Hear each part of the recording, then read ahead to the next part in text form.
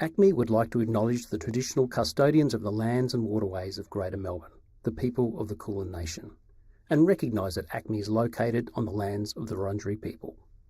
We also acknowledge First Nations people as the original storytellers of this land, and recognise their significant contribution to the contemporary moving image. Hello everyone. Welcome to ACMI and AusSpeedruns presents Speedrunning Weekend. My name is Eden, and I will be your MC and host for the event. I'd like to begin by acknowledging the traditional custodians of the lands and waterways of Narm, the people of the Kulin Nation. Recognize that ACMI is located on the lands of the Wurundjeri people. I also pay my respects to elders past and present. Whether you're here in person or watching us live, we've got a great lineup of speedruns coming your way over this weekend long. Even if you've never heard of speedrunning before, you're in for a chill time full of cool tricks, glitches, and some very fast gameplay. From the classics such as Super Metroid happening tomorrow, to more modern favorites such as Celeste later this afternoon, to even some more unexpected gems, the selection of runs being showcased ought to be quite the treat. If this is your first time experiencing any of this, feel free to speak to any of us. Running both video games and events like these are our passion, and we'd be more than happy to include any of you to our world. If you are here at ACMI with us today, please also check out the ACMI shop, where there can be a handful of exclusive game merch found, including new Hollow Knight Silksong merch, as well as Celeste vinyls and much more. So get comfy, grab a snack, stick around, and our first run of Hollow Knight Any Percent by Vaitsuki will be happening right now. Take it away. Hello. Hi, I'm Vaitsuki. This is Hollow Knight. Any percent? You want to introduce yourself? My name is Ukulele. I am a Celeste runner. I know a little bit of Hollow Knight, and I'm mainly just here to yap for Vi. But yeah, this it's about 50 minutes, give or take, so we'll just get started right away. Time will start when I click new game here, so if we're good to go. Yeah, cool. Alright, 3, 2, 1, go. Let's go! Good luck, have fun. Okay, so a couple things to mention immediately. We are not playing on the latest patch of this game. We're playing on 1.2.2.1, which is a slightly older patch that allows us to do things like this. Opening your inventory mid-air allows you to uncap your fall speed and fall incredibly fast, so it's very, very helpful for certain areas that are particularly vertical. Additionally, we're playing in Chinese. It is the fastest text scrolling language, I think. Directly followed by Japanese because of the characters and whatnot. Quick little skip there. Oh, that's a bad position. This is King's Pass. This is the very first part of the game. Pretty much, this is just showing you how to swing your nail with some very rudimentary enemies. Some very difficult platforming for anyone who is just starting out, but Vi has too many hours in this game, so she is very comfortable with the movement here. Just a few. Just a few, yeah. But yeah, we're going to be going pretty normally how like a casual player would experience the game, and then after we get the Mantis Claw ability, the wall jump, we're going to go off on our own. We're going to go on a little adventure. But the goal of this game, in order to beat the game, we are just doing any percent, which basically means get any ending, complete the game with any amount of percent of the game completed. So we are going to be getting exactly what we need and then running to the final boss as fast as we can, which includes getting 3 Dreamers and then fighting the Hollow Knight. So first of all, we need to get through the start area. There is actually a new route that was kind of like discovered and or pioneered, quite recently, wherein in order to progress through the first area, you need the fireball, but we can actually skip the fireball with a very, very precise setup.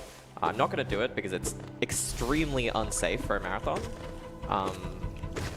2, 3, I haven't even 4, seen 5, it, but I've 6, I've 7. heard too much about Nice. it and just how punishing it can be. What you just saw there is a trick called double spike, I believe. Yes. You have those two Aspid enemies move in just away by manipulating their movement with your own. And then you can hit the falling stalagmites in certain directions with your nail that can pretty much one-shot any weak enemy. We use it there to save a lot of time trying to kill those enemies because they can be quite annoying to take out, especially Yeah, how because move they away try from you. and get away from you. Do a little quick skip there, saves about like half a second. Statue Pogo, my beloved. What is the difference between a stalagmite and a stalactite? Which one goes up? Which one goes down? Stalagmite comes up. Did I say stalagmite? I think it's I don't remember. Stalactite is the one that holds tight onto the ceiling. So I think I got that wrong, actually. Okay, we're learning. Yeah, we're learning. So this is False Knight, first boss of the game. We're not really going to be seeing him for very long. He's going to be on the screen for about 30 seconds. And we're not going to kill him. We're just going to let him live. We don't need the city crest, which is what he normally drops. So thankfully the devs provided a little skip that we can do to not even complete the fight. I didn't even know about this until I saw a speedrun for the first time. There is, once he's done with his first cycle of attacks, swinging his mallet around, this wall here will break, and it will allow you to attack it with your nail and escape the fight early. So this is the only way at this point to get to the what is it? Ancestral Mound? Ancestral Mound. I was so right. There are 3 of these things, and I always get them mixed up. It's the only way to get here, and without the very difficult skip that Vi mentioned before, this is the only way that we can progress the game, because after this we're going to get dash, which will speed movement up a lot, and this is the only way that we can get there. Yeah, so we need the fireball in order to kill a boulder enemy, which is in the way. There is a way to kill it without getting the fireball, which is called Itemless Boulder. Requires both a shade skip, which you'll see later on, and an incredibly precise setup that involves limiting your frame rate where possible. So we're not going to do it, because not only is it really hard, but it's also incredibly marathon unsafe because obviously the nail doesn't do a lot of damage. You go and get a charm that increases your nail damage when you are on exactly 1 HP, so you do basically the entire run on 1 HP. So we're not doing that. This is the more classic any % route. It follows more or less what you would see in a casual playthrough. Those boulders are rolling very, very short. Yeah, we cap our FPS to 250. 250 is optimal because, for some reason, this game, the higher... Oh, okay. Good job. Oh. God. Okay, well, that's fine. This is a 50-50 chance to spit a fireball or a boulder. I love gambling. There we go. I'm going to bench. That is really annoying because sometimes with every spit, like Vi said, it's 50-50 whether or not you get a boulder or just acid. So you can just get stuck there, and if you waste one of your fireballs, then you just have to wait for it to spit one. And if you get even more unlucky than Vi just got right there, it can be really irritating. Yeah, so the longer it goes on, the more 50-50 chances you're failing. I believe the world record is something like 26. And that was broken quite recently by a new player to the game, which would have been a rude awakening. We're going to do a quick kill here. What you can do is if you go over here to aggro the boulder and jump over here, this only works on patch 1.2.2.1, but you basically park the fireball right off screen and kill the boulder in 1 hit. We're going to do our first fireball skip here, hopefully. Yeah. Good job. That is a very minor skip. That saves 7 seconds or so. Basically what we do is we use the fireball to reset our fall speed so that we can go a further distance, as well as the fact that the fireball, when facing the opposite direction, pushes us back a little bit. So we're going to do that 3 times total. Next one is coming up in the room after the next one. This one saves a lot more time. It's kind of mandatory to get done. If you miss the fireball skip, you can still do a backup like enemy pogo skip. What's the enemy's name? Is Eric. Eric. Hopefully we won't see Eric. We're gonna let Eric live. Yeah, Eric is just down here. This is the fireball skip. We're gonna say hi to Silk Song. There we go. Yo, nice. So that's the second one. That saves a significant more amount of time because otherwise you'd have to go basically all the way around. So now we're not meant to be up here until after you've got dash, but we're kind of doing this area backwards. Final fireball skip here. This one is much less mandatory. There we go. Nice. That's very difficult Yeah, to so do. that's 3 out of 3 fireball skips. Happy with that. All 3 of those fireball skips are basically one of the first things that you learn starting out speedrunning this game. They're one of the first pieces of speed tech that you learn. And they can be very difficult for new runners, and even runners who are much more experienced tend to fail them. Do a quick kill here. There we go. Nice. So what you can do there is if you jump in front of the Moss Knight, it will think that you're going to jump over it, so it backs up, and we can exploit that so that the fireball hits it both the first time and when it bounces back. And the reason why that works is because each enemy has what's called like an invulnerability period after you hit it, and by exploiting that, you can wait for the invulnerability period to end if you shoot a fireball at the same speed that they are moving at. So you can hit multiple enemies. You can hit an enemy like twice, sometimes 3 times, depending on the situation. Don't die to Moss Knights, please. Oh, we'll be fine. So we're just gathering a lot of Geo here. Geo is the game's currency. We need it for a couple of different things, mostly buying fast travel points and also a major item later on that allows us to get to Crystal Peaks. Coming up with the first boss here, she's got her own game coming out sometime soon. What's this called? Well, I don't know the name of it. I think it's called like Shoelace or something. Yeah, sounds about right. But yeah, here's Hornet. She's pretty easy. One of the most fun fights in the game for me. I love this fight. We're just kind of going to hit her a bunch. Speed strat is so fluid. Okay, nice double there. One thing that we'll actually be exploiting throughout the entire run, because the fireball here is... Nice. Oh, nice. Oh, and she hit the gate as well. That's a she fun can bonk her head on the gate because she normally like bounces up after you kill her, but if she hits her head on the gate, she lands faster, which actually saves like half a second. One thing that you saw Vi doing in that fight, the fireball that we have is our highest source of damage in an any % run, and we abuse that quite a lot to get double hits. So for most enemies, they'll get knocked backwards whenever they are hit by a fireball, and after a fireball hits an enemy, it has a small lockup period where it can't hit anything again. But if you time out that lockup period just so much so where the enemy gets knocked back and is overlapping the fireball after that time is over, then you can actually hit them again with the same fireball. So you're doubling your damage output, which is also much easier because we get a charm later that will increase the size and damage of our fireball. So now we're going into the fungal wastes. Now that we have dash, our movement is going to be a lot faster. So we're going down here to get our wall jump ability. We're doing quite a few inventory drops because this area is very vertical. And it helps a lot to uncap the fall speed. It is a little bit difficult when you're learning it. You do have to remember that it's like timing based because when the inventory is up, you can't really see much. So we do it at very specific times. You don't really like do it just because it's not always faster. And you'll see that at certain points we opt not to open the inventory because you can't move while the inventory is open. So sometimes you want to move, sometimes you don't. Here we're coming up to a pretty big skip, which might be a little difficult, but we'll see. This one is pretty, not mandatory, but you lose a lot of time by not going for it. It can be quite difficult. We'll go for the easier setup. It's very easy to back up here, so we're just going to go for it again, and cool. she gets it. So that skip, that version of the skip is actually exclusive to patches earlier than 1.3, and that's because you can't pogo the explosion after a certain patch. We're going to do a quick double dash here. Nice. And then finally we're going to finish off this split with hopefully Mantis Claw early control, which will allow us to quit out early. Okay, come here. No, please. There we go. Nice. Cool. So doing that allows us to quit out early. Normally you'd have to wait for that text to go away. That actually saves about like 10 seconds or so. So it's a pretty major time save, and you want to go for it as much as you can. There's like 3 different setups for it. And again, that's also only possible on 1.2.2.1. So there's like lots of little bits that save time on this patch as opposed to the current patch. There are people that run on current patch. I just prefer to run on this patch because I'm more comfy with it. I think it's a much more fun run. But there are plenty of people who do run on the current patch, and Current patch is also much more accessible because much more accessible, it's yeah. a lot easier on PC specs, and also is just you don't have to down patch, so it doesn't have that prerequisite. So if you're familiar with Hollow Knight speedrunning, we are coming up on one of the kind of like signature tricks of Hollow Knight speedrunning.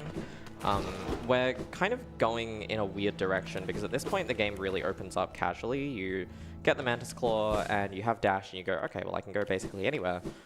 So we are going to go into Blue Lake, and you might be wondering how we're going to get into Blue Lake, and we'll see. It's kind of fun. Oops. Oh, This is Jennifer. hi Jennifer.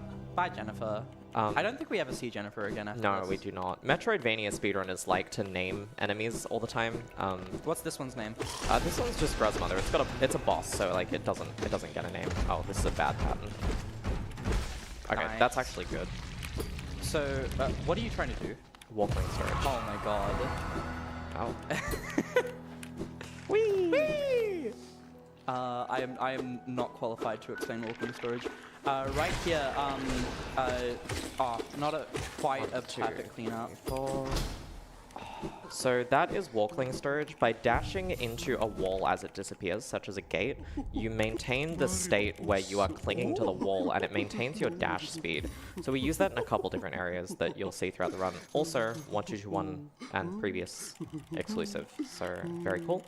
Getting the Shaman Stone here, this is the charm that increases our damage, and for spells specifically, it's going to be the only charm that we pick up for the rest of the run. Because without it, this game would take forever. And it looks like I'm low on health here. Oh, you died! How could you do that? Dude, that sucks. I can't believe that you'd do that. So we're going to put on the Shaman Stone here. This is our shade. So this is what happens when you die. You get this little shade friend over here. I like to call him the ice cream man. And we're going to use it to pogo up to this spot that we're not meant to be. Nice. So right here, this is Blue Lake walking storage. So what I like by explain walking storage before, it maintains your dash speed. So when we enter the room, we do a very precise setup to guaranteed gain walking storage pretty much every time. Nice Walking chain. storage is lost the second you touch the ground for more than one frame. But I got one chain, so I got one frame perfect jump, but it's Yeah. very difficult, so... and you can't buffer for it, so no, it's you can't very buffer. difficult. You can't buffer because if you jump, you just jump off the fake wall that doesn't exist, so you have to press it frame perfectly. But also the water in Blue Lake is not a flaw, so if you are in the water, it maintains your walking storage without taking it Yeah, away. water's weird because like it just gives you back walkling storage for some reason. We're not really sure exactly why, but yeah, it's probably because it's not considered a floor and it's not considered a wall, so it just kind of gives it back to you, which is really odd. Here we're getting the Dream Nail. This is another required item that we need to beat the game. It is basically like a special nail that allows us to access the dreams of bugs and whatnot. That wasn't an accidental death. That No, was. that is actually faster. It saves like 15 seconds. Are you gonna go for? Oh, yeah. For the thing. I forget the name of the strat. Oh, okay. Aw. So that's a trick called Dream Dash. What you do is you time your dash very precisely, and what you can do is you can dash into the floor as it appears. I'll Don't go do for it one more again. time. Aww. Okay. No. It loses like 8 seconds or so if you try it repeatedly, so Don't I think so. usually do it like once or twice, and then I'll stop. It saves like such a small amount of time, but it looks really cool, so not today. Okay, I'll give you that much. It does look really, really cool. Yeah, so now we're just going to do some... Okay. Maybe Maybe we're not doing platforms today. This is this section of movement is very reminiscent to the game that I run, Celeste, where it's just a lot of memorized movement with very particular footholds. You have to know exactly where you're placing your dashes. Everything in this section is very deliberate. It's very small and like can be quite easy to optimize. It's not too significant, but it just stands out to me. We're going to do a little skip here called Seer Skip. What you can do is while you're in this white screen, if you mash escape, you regain control of the knight. before you're meant to, and you can just dash out of the room. And grind the knight's face into the floor. You also have uncapped full speed. Yeah, so the knight is like trying to wake up, and we're falling through space, and it uncaps full speed, and it removes the hard fall animation, which is exactly the same as an inventory drop. I'm gonna go for some cool walkling storage here in the next room. Hopefully I get This it. is really cool. Oh, Yes. nice. That one's really difficult, actually. Okay, so you can chain it basically to the end of the room. I messed it up because I bonked my head into a wall there, but that saves an ungodly amount of time. It's like 15 seconds for some reason. It's one of the also cleanest pieces of movement in the entire game, just with how you can preserve it throughout the entire room, because that room is actually quite vertical from the place that you enter the transition through. So here we're going to get a little bit of Jira. We're going to, oops. Bye. We're going to, oh, I'm out of soul. That's fine. So we're gonna grab a bit of gear here. We need it again to purchase some things later on. The knight wants to go shopping. And We want to get our devilish little. the knight needs a little knight tasty bits. treat. Little tasty. What are you doing? Falling. So now we're gonna go visit the Gorgeous Husk. This is the City of Tears, so it is kind of like where all the rich bugs live. So His we're gonna greed go and sickens me. rob them. Okay, so we're gonna do a quick damage cycle here to get double hits. Yeah, putting on full There display we the double hits that we explained before. Yeah. You'll see that a G-Husk- lot in other boss fights as well. It's absolutely insane just how much mileage you can get out of hitting a boss twice. G-Husk is really mean and sometimes just won't double, so I'm really glad it went well there because it can very easily get out of hand. Here's a little skip that is pretty cool. You're meant to have wings in order to get up to this point, but you can just kind of like pogo up there. That's We called hate Spire infinite skip. progression. But this And- is one of the weirdest parts of the game. You're gonna hit a lever through the floor. That's exclusive to 1221, which makes it slightly faster. Safety bench. Gonna take a safety bench here just because this is a marathon and I don't want to die, and that would be really bad. I love watches. I love watches. But yeah, we're coming up to probably the hardest boss in the any percent route. Oh, we've got light. Where am I? Yeah, because we hit the lever through the floor, the light never comes on, so I gotta kind of do some. Well, I mean, the light did come on, actually. Oh, so, like- true. Yeah. Thank you, Acme. They're turning on the lights so that we can actually see in dark rooms. So, like, True. Oh my yeah. god. Coming up to watches here, probably the hardest boss in the game for the any percent route because of how little damage that we have. So I'm gonna try and focus and not talk very much. Layla will probably talk a little bit. But it's a pretty tight damage rotation, and then after a while I just have to wing it. So we'll see how this goes. So, watches, at least when there's only one, are very fun to beat up because you just do nail cancels, which is just using your nail and then immediately canceling the ending animation with a fireball. Basically, it just increases your damage so much. One thing that you'll notice is that we can use the Dream Nail. It's not just a story progression item, it also gets us soul off of enemies when we use it. It gives us one cast of fireball. Which is really useful because when the watches are in their little roly-poly states like this, they are impervious to nail damage, but the fireball can actually damage them very well. So we use that to skip a lot of waiting that we have to do. Ooh, Nice double kill there. You want to kill them consecutively because otherwise it takes like this time to wake up, so it loses a bit of time. So we're on the last couple watches, so if I can keep this clean, I'm jinxing her now. You just got to do it. Oh, really nice save there. Oh, we're very close. Both watches are on quite low HP. One thing that you also want to do is try and hit both of them at the same time with a nail. Oh, that was really clean. I'm sorry I jinxed you there. Oh, no, you're fine. That was a little messy. This is why we take the safety bench, because, I mean, even with the bench, this bench is so far away from watches that it's probably one of the farthest benches from a boss in the game. I think second only to Soul Tyrant. So even if you die to them with taking the safety bench, it is just, you're losing so much time. Luckily, we can get our shade back right here, which gives us our full soul meter back, and we can just farm some soul with the Dream Nail here, so it's really not that big of a deal. One thing that actually does help the any percent route, and also if you're having troubles with watches, on a casual playthrough, you saw Vi going up there. She broke a chandelier in this room, which makes it so that you have to fight one less watcher. That is really, really helpful because not only does it save time because we have one less enemy to kill, but it also just means that the fight is shorter. It means that we don't have as many opportunities to take damage, and it means that we have one less to deal with. Though, even in spite of that, you only fight 2 watchers at a time, like you're seeing here. But nice double hits on the watch. You can actually get triple hits. It's really interesting. I think watches are really fun, but also they are just an absolute nightmare. Nice. I think that is 1 more left? 2 more left. Okay. I wasn't sure if that one there was a background guy. Nice. That's a triple. That's a triple hit. There you go. Oh. Nice. Okay, 1 left. Surely you've got this, right? Yeah, this is fine. Nice! That is one of the hardest parts of 80%, and a little bit of walking storage just to show it off.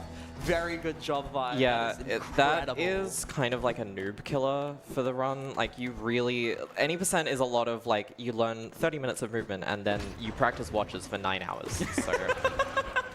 You really have to get that right, which I didn't, but it's fine.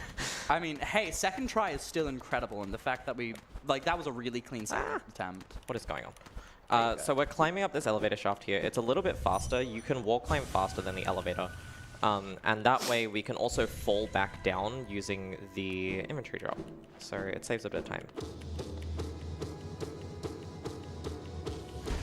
So this is Lurian. This is the first of the 3 Dreamers that we kill in the 80% route. You need to kill 3 Dreamers in order to open the door to the final boss. So that's 1 out of 3 down, and basically from here we're going to get 1 more ability, which is the Crystal Dash, and then immediately just book it to the final boss. We do need to do a little bit of money collecting here, so this is kind of like the shopping segment. Knight needs to go and earn some money. He has to go do some part-time jobs. What would the Knight's part-time job be? I fear the Knight would not be good at customer service. Yeah? Do a little bit of walking storage here. Oh my god. Need I mention, walking storage is really hard to do. We're doing a little bit of an easier version. Well, Vi is doing a little bit of an easier version. Sorry, I'm taking credit for your work. Where if you are touching a wall when you enter a transition, you are pulled away from the wall. You're no longer touching it, but the game still gives you walking storage. But even still, when you're doing it from a vertical transition, you still have to leave the ground very quickly. It's a frame-perfect jump, yeah. Yeah. There are like a couple transitions in the game where you can immediately dash, but 90% of the time, if you go for transition walking storage, you have to just Whee! Hi, Lamb. You have to jump frame perfectly immediately after entering. This is one of the harder tricks in the run. I am going to pop a heal here because it can get very dicey very quick. This is Rafters skip. There are 2 different ways to do it. I'm going to do the easier route because the harder way you do it, you bounce on this Vengefly right here, and it is like frame perfect, close to, and like frame rate dependent. That's just a little skip there. And then we want to go up here, and we're just going to grab this little relic here that we can sell for some money. There you go. And now we go back to Lem because that person that we talked to at the fountain before actually really likes giving us money. So this is actually the Knight's part-time gig. This is the customer service that the Knight is doing. That guy is never walking. That's so rude. He just wants to get his steps in. What's your problem? So we're going to sell a bunch of stuff to Lem here. He's going to give us about $1,100. Give us a little bit of pocket money for our hard work collecting a bunch of the stuff that he likes. And I just want to take this time to shout out Team Cherry, the developers of Hollow Knight, just because the voice acting is really good in this game. And also, you know, they kind of made like a really cool game. I think they might be making another one as well. Maybe. Yeah, allegedly. Allegedly, there might be demos playable at ACMI sometime soon, but... Allegedly. Allegedly. But yeah. But yeah, they made a masterpiece of a game. I'm gonna kind of destroy it a little bit. So if this game looks interesting to you, like please definitely pick it up. It's a fantastic game, and it's by Australian developers, and it's probably one of my favorite games of all time. I'm so sorry, you fell in the water there, and I thought, oh wait, you didn't have swim. I had a little bit of a brain fart. With the randomizer, you can actually have, you can randomize your ability to swim in the water. And I was just scared. So we did a little trick called Fireball there, Firebell. So what you do is, if you're trying to take a stag, you have to hit the bell in order for the stag to arrive, but the animation of him arriving takes a while. So you can actually fireball the bell from really far away, and then exit the room to skip the animation. We run this game with in-game time, so we use a loadless timer, because unfortunately this game has a little bit of load dependency depending on how good your PC is. What we call that coward.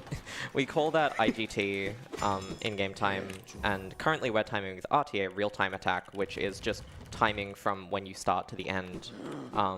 So that saves time IGT, does not save time RTA. If you don't talk to Elderbug before you do hit a THK, I'm going to be very mad. So now we're entering Crystal Peaks. We actually need the lantern here because there's two different ways to get into Crystal Peaks, and that is via the Desolate Dive ability, which takes 9 years to go and get, or getting the lantern so that we can access this gate. And we need the lantern to access the gate because the gate, like the toll to open the gate, does not spawn, or at least it is not interactable if we do not have the lantern. So it is a required item. Here we're going to do a little trick called Pog Axe. Pog Axe? Pog Axe? Oh, nice! That is a, famously named after Axe to you, Hollow Knight speedrunner. Has nothing to do with the fact that you're pogoing a pickaxe. No. That is a really hard trick. It is, I don't think it's exclusive to this patch, but it's more or really less, close. It's more or less like, impossible to do without a very precise setup.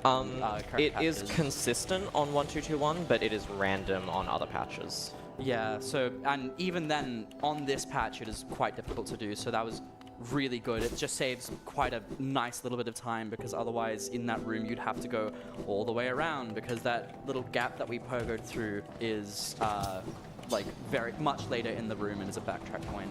Crystal Peaks is a really great spot to practice your movement. Like, there's a lot of really fun movement stuff that you do here. Just like this screen right here. Yeah, so we're going to do a little fireball there. Allows us to double dash. Oh, okay. Good job. I love how you can see the knight's little spotlight shadow fall in there as the fade out happens. I actually don't know what the cycle's going to be, so I'll go for damage the cycle. Yeah. What you're meant to do here is you damage tank on that laser there, and that sets up this cycle perfectly, so you can just hold right and jump. We can do a little underplat here. Underplat? Nice. That is really scary, but it's not too hard, but it's really scary and just unnecessary risk for like very little time saved. But we love those here. Yeah. We love going for really cool looking strats that save absolutely no time at all. Oh yeah. So you'll notice that we've been saving and quitting a fair bit. That's just because saving and quitting actually puts you at the last bench that you sat on. This game autosaves when you quit, so it just chucks you back where you last sat on the bench. So saves a bit of time. Yes! Yes! Yes! The run is good! So now we're entering the Infected Crossroads. This is the type of crossroads that appears after you've either gotten one Dreamer or the Wings ability, which we are not going to get. Oh, that's... okay, that's not good. It's fine. Quick little trick here that will take like 10 years to explain, so I'm not going to do it.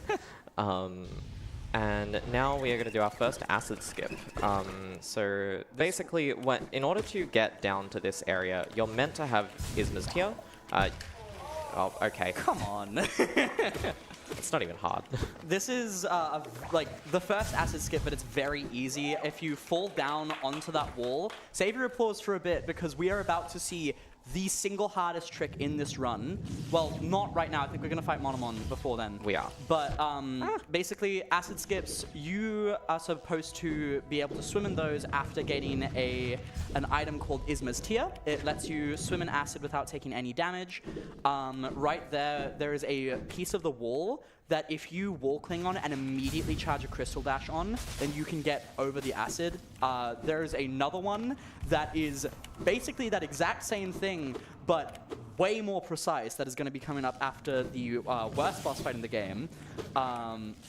So I went for wall clinging storage there. It's very precise, and if you don't get it, it doesn't lose too much time, so it's really not that big of a deal. So I usually just go for it, and then if I don't get it, I just continue. This is Umu. This is bad. Don't like this boss. Bad. Yeah, okay. That's So the reason why this boss is so disliked is because it is cycle locked. So what cycles are, for anyone who doesn't know, basically they're just parts of the game that are moving on their own and we can't control them. So we basically have to wait for Umu to do its own thing before we can attack it. It's basically, we don't get a chance to attack. Right now we do, but then Umu just says, no, it's my turn to play the video game. And Umu is also, on top of being cycle locked, it's technically RNG. Well, it is RNG because Umu has two different attacks it can use.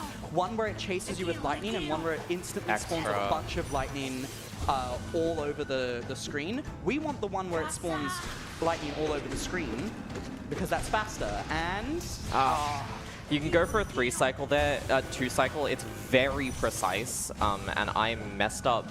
I actually think I backed it up pretty well, but I... $10 you're 1-5 off. I am, pretty much. Oh. Fine, I guess I'm paying you $10. There's a cool setup to do wall cling storage here. As soon as she explodes, you just hold right and then you dash. So this, there's the acid dunk. That's fine. So this raises a little bit of a question with walking storage. It's like, oh, well, we don't really need any of the things that make it necessary for us to get over the acid there. Walking storage just skips all of that. So in this category, we have a little bit of nebulous ruling where to be able to use walking storage to skip things, we still need to have the things that would make it possible for us to get over there normally. So you're better at explaining this than I am. The wall-cling storage topology rule basically says that you can only use wall-cling storage if the room is accessible in the current state that it's in. So right now, we have the crystal dash. Even though we don't technically need the crystal dash to get there, because we have it, wall-cling storage is then legal. It's the same with the shade skip. Theoretically, we could wall-cling storage over the top, but because the shade is there, it becomes legal to do. So that just prevents us from using wall-cling storage with really ridiculous, really difficult setups to do skips that might be like that take like 20 minutes to do because they're just so difficult. So it makes the game a little bit more accessible, and it's just a better ruling because otherwise every single area would just be, let's get wall-cling storage, and then... Let's go gambling! Yeah. So we explicitly use wall-cling storage as more of like a time saver in like movement rather than a you need to do wall-cling storage in order to get to this position. It also just makes it a lot more accessible, because wall-cling storage, like I said, is very difficult to do, at least without very specific and deliberate setups. Yeah, so we're coming up on one of the hardest tricks in the run. This is called QGA, or Queen's Garden's Acid Skip. This is the acid skip I was talking about before. Yeah, so it is a little precise, so I'm going to stop talking. Oh? Oh my god. Nice! Nice! That is the hardest skip in the game. You dash onto a very precise part of that wall just above the acid right before you dunk. And you charge a crystal dash immediately so that you go straight under the thorns, and Vi got it second try. That's really, really impressive. Yeah, doing it without taking any damage is what you kind of want to be going for, because if you take damage, it loses time, and you can't really heal. So you do a little double there. We're going to do a double-double. Double-double. The double-double. Her greed sickens me. Take an intentional damage there because it actually warps us down due to a bugged respawn anchor. So if you dunk in the spike specifically, again, on 12210 earlier, you'll spawn down the bottom, and that saves a little bit of time. I'm going to C-dash through here. Right now, we're going to Distant Village to get the final Dreamer. what is going on. Unfortunately, it is in the spider area.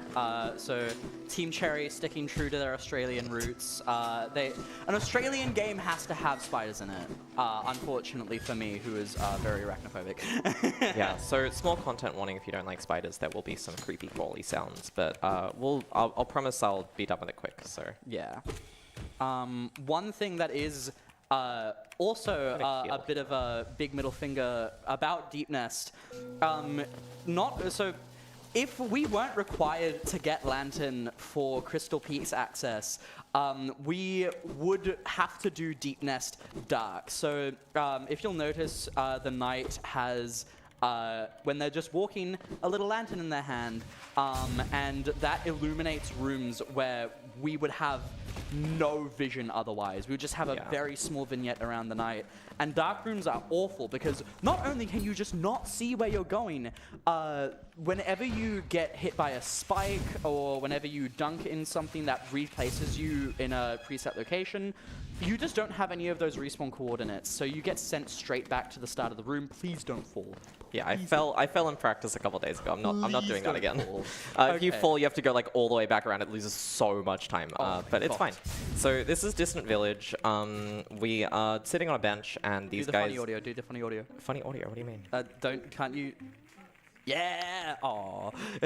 These bugs are gonna kidnap us and like sacrifice us to their god, but we don't really care. We have a nail. We're just gonna slice out of it. We do a quick save and quit here because this is what we call a hard save. So the game manually saves your respawn position to be here, so that you can't save and quit and leave.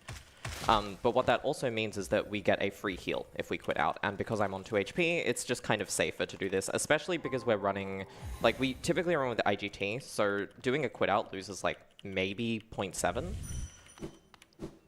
So here we're going to do a trick called Devout Skip. It's a little precise. Ooh. Nice. Oh, nice. So the Devout has a really weird hitbox, and what that means is that we can kind of manipulate it to dash over the top of it.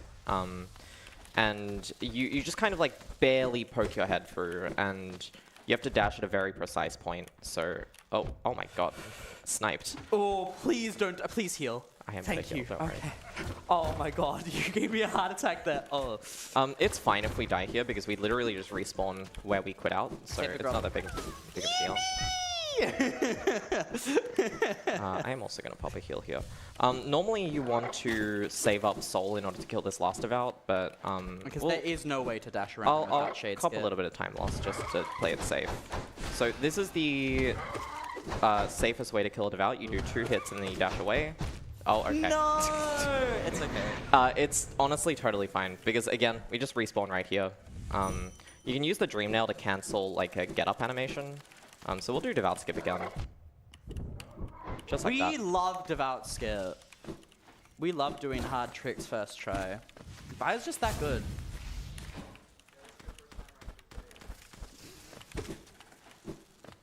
So Beast Den is just the just the last little bit of movement before the end of the game, because we are about to see the final boss. Because we are about to get the last Dreamer, and then we're going to be able to go back to Crossroads, where we're going to go to the Black Egg and say hi to our older sibling. And it will be super fun. Please get. Oh my god! Yeah, the shade is actually down here, so I might grab it, because if you die, you lose all your gear, and that would be really bad. Yeah. Also, these Devouts deal 2 hearts of damage with every single hit. That's why Vi died in 1 hit before. Oh my Hungry god! Wall. That is 3 wasted fireballs. Okay, there we go. So that's a little like bad thing that can happen on 1-2-2-1. If you're too close to a wall, if you fireball away from the wall will think that you're firing into the wall and just eat the fireball. So we call that a hungry wall. Yo, just like the box. I was gonna talk about Hungry Knight. Hungry Knight? That Hollow Knight's famed prequel. So true. I heard they're gonna make a sequel to that game. Oh no, I thought it was a prequel. Hungrier Knight. Hungry song actually. So we basically have enough money to go straight to the final boss. We need 250 geo in order to buy the stag over here. So we have 265, so we're doing just fine. And we want to gather a little bit of soul on the way out so we can do a fire bell. That's enough. And just some movement on the way out. No, wrong way. Where are you I got going? lost. This game is hard. This I game got is lost. really hard, actually. Yeah, not gonna don't fall. Don't fall. There we go. We're don't fine. fall. We're There fine. you We're go. fine. Also, I just want to take a moment to say just how well Vi is doing. All of these tricks that she's doing really hard, and the fact that she's pulling them off so consistently in a marathon setting is really impressive. So good job on that. Yeah. So coming up with the final boss here, we literally just go back to Crossroads and then... Talk to Elderbug. I already did. No! Dead run. Oh yeah, that is just a cheeky little bit of early control. When you're going through that transition, you can pause to regain control and be able to move early. It just saves a little bit of time. Got some time, so I'll do a funny skip here. Yeah. If you... So if you C-dash into that cutscene trigger, you get this animation, and then the animation actually doesn't cancel when you're done, so the knight looks like this. So that's what we call Superman. There's also a version of that with the Cyclone Slash, where the knight charges up a nail art and does a little spin, and the knight just... We call it Helicopter Knight. Helicopter Knight or Ballerina Knight. Oh, true. So this is the final boss. Slight spoilers, we are not the Hollow Knight. We're not the Hollow Knight. This is the Hollow Knight, and we're gonna fight it. So this is a actually very, very difficult fight to do at the very end of the run. It's also quite RNG dependent because this boss can actually parry your attacks. And when you deal damage to a parry, it deals no damage to them and they counterattack. So you want to get as few parries as possible. Whenever the knight dashes like that, then you can actually get right above it and do a fireball to do a double hit. So just like that, that's the parry. There are just a whole bunch of little micro optimizations that Vi is showcasing very, very well here. This fight has so many different bells and whistles to it. It is so difficult to do, especially on this patch, because it's actually a lot harder now. Oh, no, it's easier on this patch. Really? Yes, it's easier on this patch. They made it harder in later patches. For some reason on this patch, the knight just like kind of is really slow and does attacks at like half speed. And then on the current patch, they increased the speed at which, like, the amount of time that the knight takes between doing its different attacks is shortened by a significant amount. Shout out to Christopher Larkin, by the way. So we have one more stream from the Hollow Knight. We will be trying to do a stream skip where we take damage intentionally. Nope. Teleport. So the Hollow Knight is very, very soon to die. Yeah, so time will be, I'll call it out. It's when the final cutscene starts. What is going on? Don't die. We're fine. There we go. Nice. Very, very well done. So, Good job, for the Vi. final part, we're basically going to absorb the Hollow Knight and become the new Hollow Knight. So we are the Hollow Knight. We've become the Hollow Knight. There's a lot more lore to this game if you're curious. It's a fantastic casual game. This game's also really fun to speedrun. If you're interested, you could hop on the speedrun.com. Time is coming up, just when this final cutscene starts. Time. Good job, Vi. So yeah, that's Hollow Knight. If you're interested, come check out the speedrun.com page. We have some guides, but there's also a Discord there. The Discord is super open and welcoming, and we'd be happy to have you. There's a lot of different routes for this game. Any percent is actually very accessible. But yeah, thanks for watching. Shout out to the Hollow Knight community, and enjoy the rest of the runs today.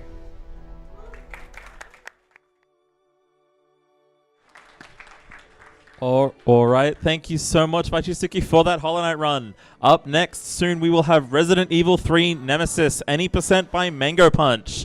Stay tuned.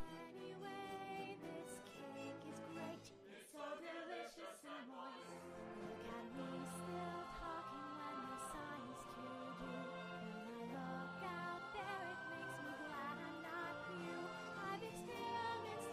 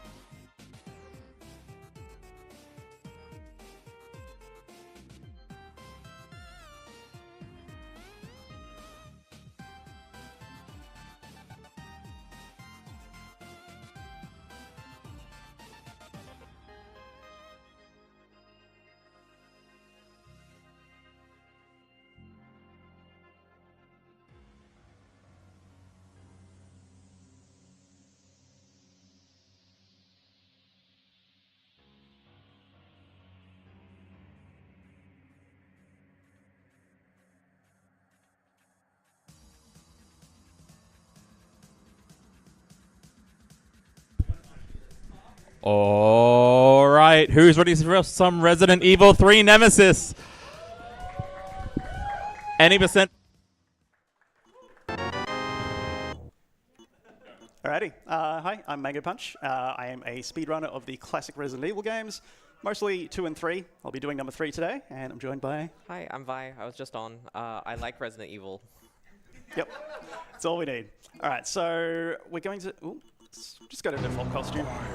So the time will start as soon as I take control of Jill. It all began as an Skip this cutscene.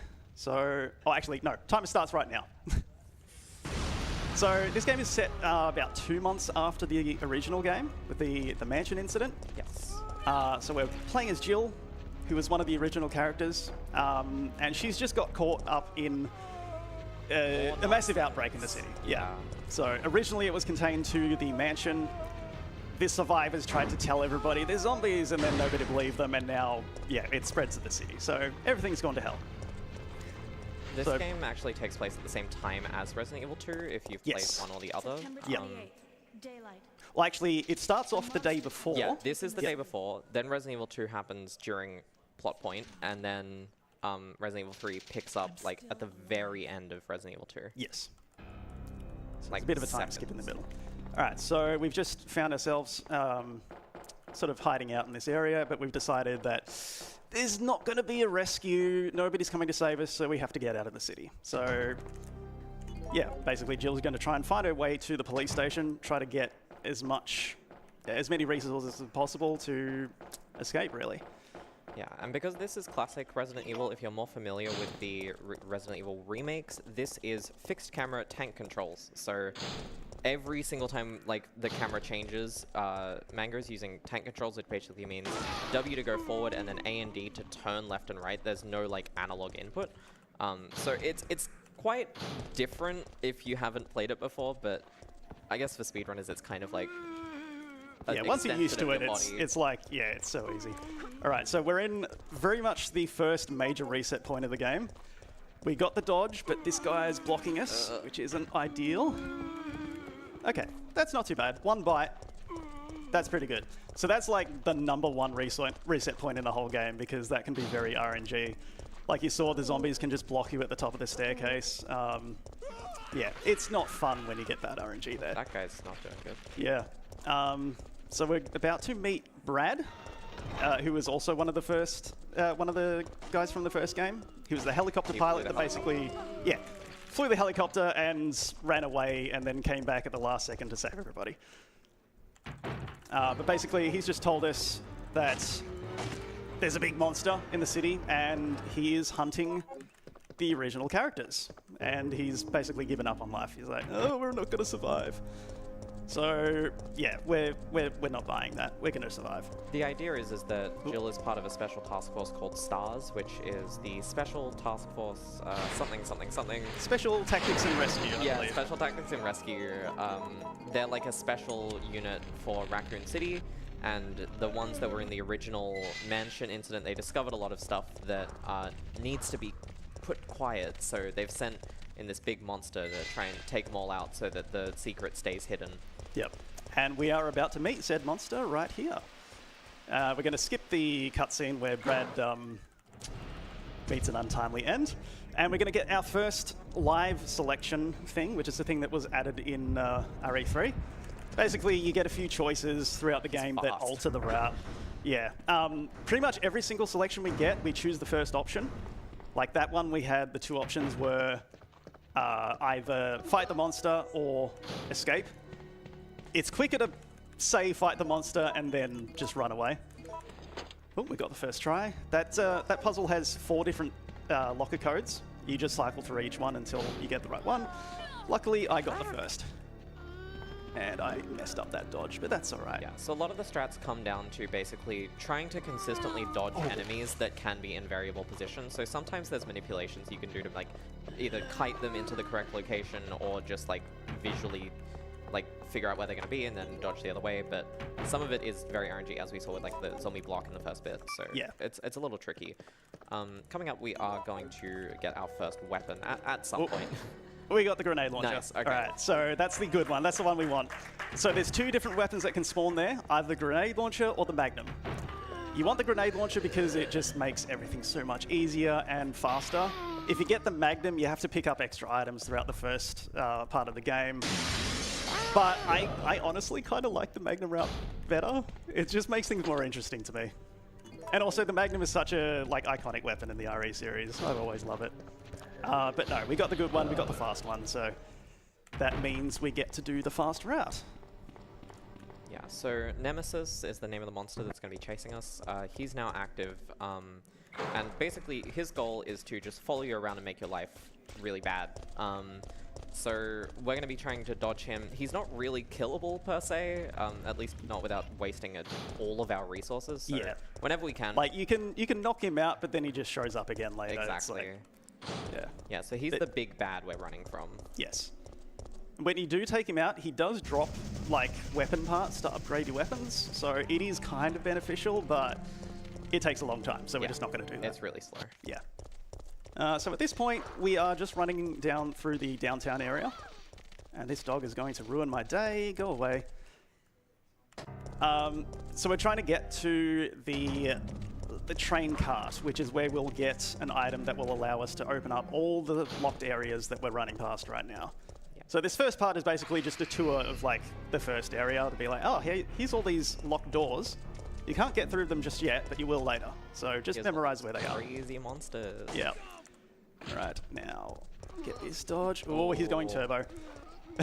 So one of the fun things about this run is every single zombie has like a 10% chance of going turbo, which means they will just run at you, which means like all the dodges and stuff that you've memorized it won't even matter because they'll just decide, no, I'm going to grab you. I'm going to ruin your day. So sometimes you can get none of them happen in the whole run. Sometimes all of them can. This way. And so we've just met Carlos. He's a friend. Yeah, he's a friend. He's a good dude. He's a member of the Umbrella Bio cleanup organization or something along those lines. Yeah, basically sent in to, quote-unquote, save the civilians, but they've actually been sent in by Umbrella to test the weapon capabilities of all the zombies. Carlos has a change of heart though, and he's quite nice. Like, some of the other members of that task force that we'll meet, they'll, like, you know, be not good and try and kill you. Nikolai, not a good dude. Carlos has a change of heart and he realizes, oh, human experimentation is actually bad, I think. He joins us and helps us out. And there's a little bit later that we play as him. Yes, for a very, very brief section. Yes. It's a bit longer in the remake, but this one it's very short. All right, so we just need to get... for some reason, there's a locked area of the city that's like the whole downtown area is locked by one gate that you need a bunch of gems in order to open. Weird puzzle. Yeah, the city architect of Raccoon City was like really rubbing their hands together. Yeah. Like, ooh, this will be smart. Yeah, it makes sense kind of in RE2 because they explain it that it used to be like the police station was a... It was a cathedral, I think. Yeah, like some kind of museum that was built by some eccentric dude who just really loved his puzzles. Applying that to the whole city, though, kind of doesn't really make sense, but, you know, that's Resident Evil for you. I think it was actually the same person who designed the mansion and the police Oh, department like or something Spencer? like maybe. Yeah, haven't really looked too much into it. I can't But, remember. yeah, here's the gem thing. So we put these back, and then it will open up the gate that we need. And then we can make our way to the end of the... to where the train cart is, where the other Umbrella dudes are. So we'll meet up with Carlos again. And then once we get there, we get the wrench, which will then allow us to, well, access all the areas that we couldn't before. And alright, we've got the good RNG for the zombies here. They can spawn in different positions, and you gotta, like, think on the fly which dodge you need to use. And this next room can either have zombies or dogs. Let's see what it is. It's dogs, which means we can just run past them. If it's zombies, you have to shoot those barrels to just blow them all up, but dogs are easily dodgeable. Dogs are free. Yeah, dogs are free, which we saw before when one of them bit me twice. Alright, there's Mikhail, I think his name is. Yeah, it's not Nikolai. Yeah, there's Nikolai. Yeah. Yeah. Not voiced by Neil Newborn in this one. Alright, now we got the wrench, and we've also got an extension to our inventory slots, so we can carry more stuff. Yeah, so the original 3 Resident Evil games follow the same engine, more or less, which is basically 8 items in your inventory, like 8 inventory slot. There's no key item slot, so everything just goes in the same 8 slots. And that's kind of like a part of the horror in a way that, like, you really are limited on, like, what you can bring around. Yeah, inventory management is a huge thing. Yeah, so it actually saves a lot of time to do it, like, correctly. Yeah. Alright, so we need to take a bite, hopefully push them all over. Nice. That's what we want. And here's another thing that doesn't make sense. I'll explain when I come back. Dodge around. Oh, nice. Okay, pretty good. They behaved. And I think I still have a first aid spray in my inventory, so that's I think you do, yeah. Yeah. So we need to go and grab a compass, which, yeah, again, the city planning makes no sense whatsoever. So we take the book from that statue, take it to this fountain, put the book in the fountain, like so, which will allow us to grab this compass, take it back to the statue of the mayor, and inside the statue of the mayor is a car battery. Don't ask. Alright, so let's try to get this dodged. It's the same Oh, people he that turboed. decided that their electricity company is supposed to use chess pieces to... Yes, of course, in RE2. Alright, now we've got crows, that's alright, just run around. Okay, now this is another RNG spot. Alright, this is going to be tricky. Now we put the compass in the thing. Fire one shot, which for some reason makes them move over. We don't question it, we just roll with it. Oh, okay. One bite's fine. Okay, that was actually pretty good. Usually I take like 3 or 4 bites. Okay, and now we have the battery that was in the statue of the mayor. And of course he turboed again. Thank you. Thank you for ruining my day. Alright, let's try... No. Oh, okay. Pushed him off before he bit me. That's rare. I'll take it. So now we're making our way to the power station, which is... Oh, yeah. Oh, God. He's doing the bad thing. This bit in the remake freaked me out. It's a bit creepy in the remake. I'd prefer not to think about that one. Especially the way they grab you and what they do. It's just, yeah. come on. Alright, we get the good RNG with the zombies, which means we can just run past them. So an interesting thing about the way zombies act is, if you were on a slope, if you're on a different level to where they are, they can't grab you. So on that little, like, slight slope of a road, you can just run right past them. Alright, so that puzzle is pretty much the same every time. You go down, up, up, up. And now we have one of the pieces that we need to repair the train cart. Get another live selection, and we're just going to run out the emergency exit. The other option is overloading that fence so it explodes all the zombies, but then it takes too long. And now we have Nelly again. And somehow Jill doesn't, she makes out of this completely unscathed. Point blank rocket launcher. It's fine. Stars. Alright, now we want Nemi to actually chase us here. It's a bit RNG whether he does or not. Because if he does, it means the next area is going to be clear of zombies, which makes it easier to run through. But he's not going to. That's fine. Oh, I hate that little bit because I can't see where I'm going. Okay, but it's fine. And the dogs again. So now we're making our way all the way back to almost at the beginning, to the pharmacy. Which is another RNG spot. There's going to be a computer with like 3 different passcodes that we need. It's random which one it is. So we have to try each one, and it just takes so long to input them, so if you get the wrong one, it's just annoying. Yeah, and if you've played Resident Evil 2, we are also like backtracking through areas that are familiar to Resident Evil 2, like the parking garage and the police department, you go through them in RE2, so it's a really cool like little Yeah. nod to go through it from like different directions and theoretically just miss. Like this is the day before, so Yeah. it doesn't count. But like, you like just happen to miss Jill and Carlos, just happen to miss Leon and Claire. Yeah. Alright, now that that's clear, we can make our way to the pharmacy, and there's going to be more bugs outside, which hopefully they behave. They didn't behave on my practice runs for some reason. Okay, that's good. Alright, good. Nice. Alright, now I'm going to grab the safety first aid spray because, yeah. Real. Yeah. Alright, so first one is Safsprin.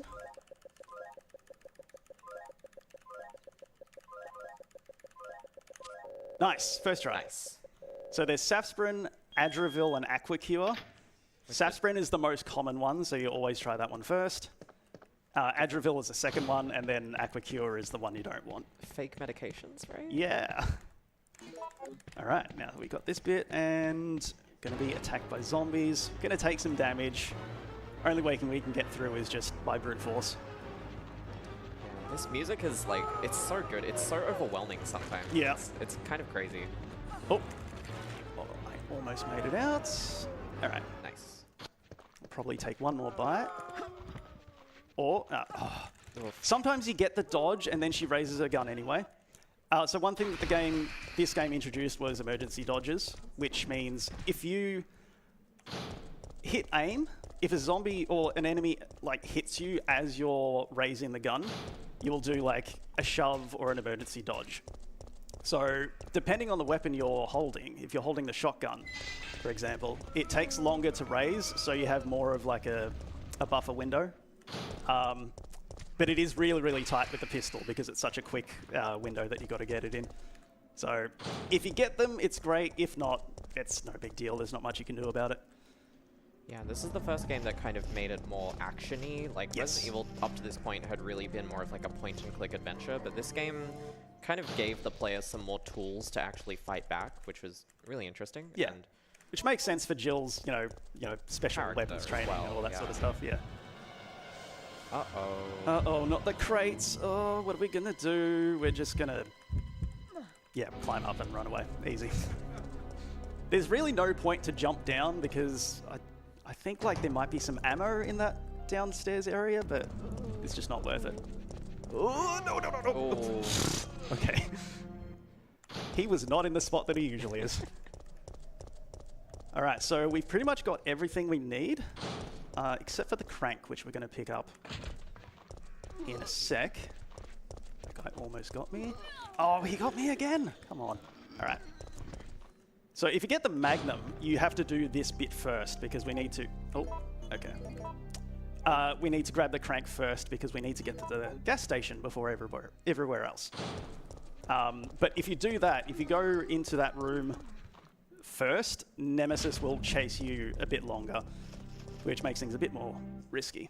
Now I'm going to do a tricky dodge here. Oh. Oh, nice. Okay. I could not get that at all in practice, so I'm glad I got that. Okay, so going to go into the gas station with my favorite puzzle. It's basically lights out. And I'll see if I can remember how to do it because it's like... I can't really explain how the puzzle works, but there is a tutorial on YouTube from Wolf DNC, who was a big runner of this. He explains it in a way that it means, like, if you get what he's saying, you can just easily just look at which lights are on and just figure it out instantly. Safety first aid spray, because why not? All right. There's 1, 2, 3. There we go. The first time I played this game, that puzzle took me literally 20 minutes. I was like 12 years old. I didn't know what was going on. Oh. Skip the cutscene a bit too early. There we go. All right, so now we've got everything we need to repair the train cart. And of course, this dude's going to show up again. Oh, he's mad. He mad. Yep, and he's, yeah. He shouldn't be so slow. I don't remember what the classification of Nemesis is, like a hunter type C or something. It's like Something a like that. variation of the Tyrant, I think. Yeah, Tyrant, that's Yeah. the name. Tyrant, I think Mr. X is type B and Nemesis is type C? I'm probably wrong. But Possibly? something like that. Yeah. So we just fell into the sewer, and Jill's just taken a nice, good look at this wall for some reason. We're going to meet the Gravedigger, which is a boss that's going to show up later on, but we're just going to press these 2 switches and just get out of here. But yeah, that boss will show up later. It's a bit of a doozy sometimes.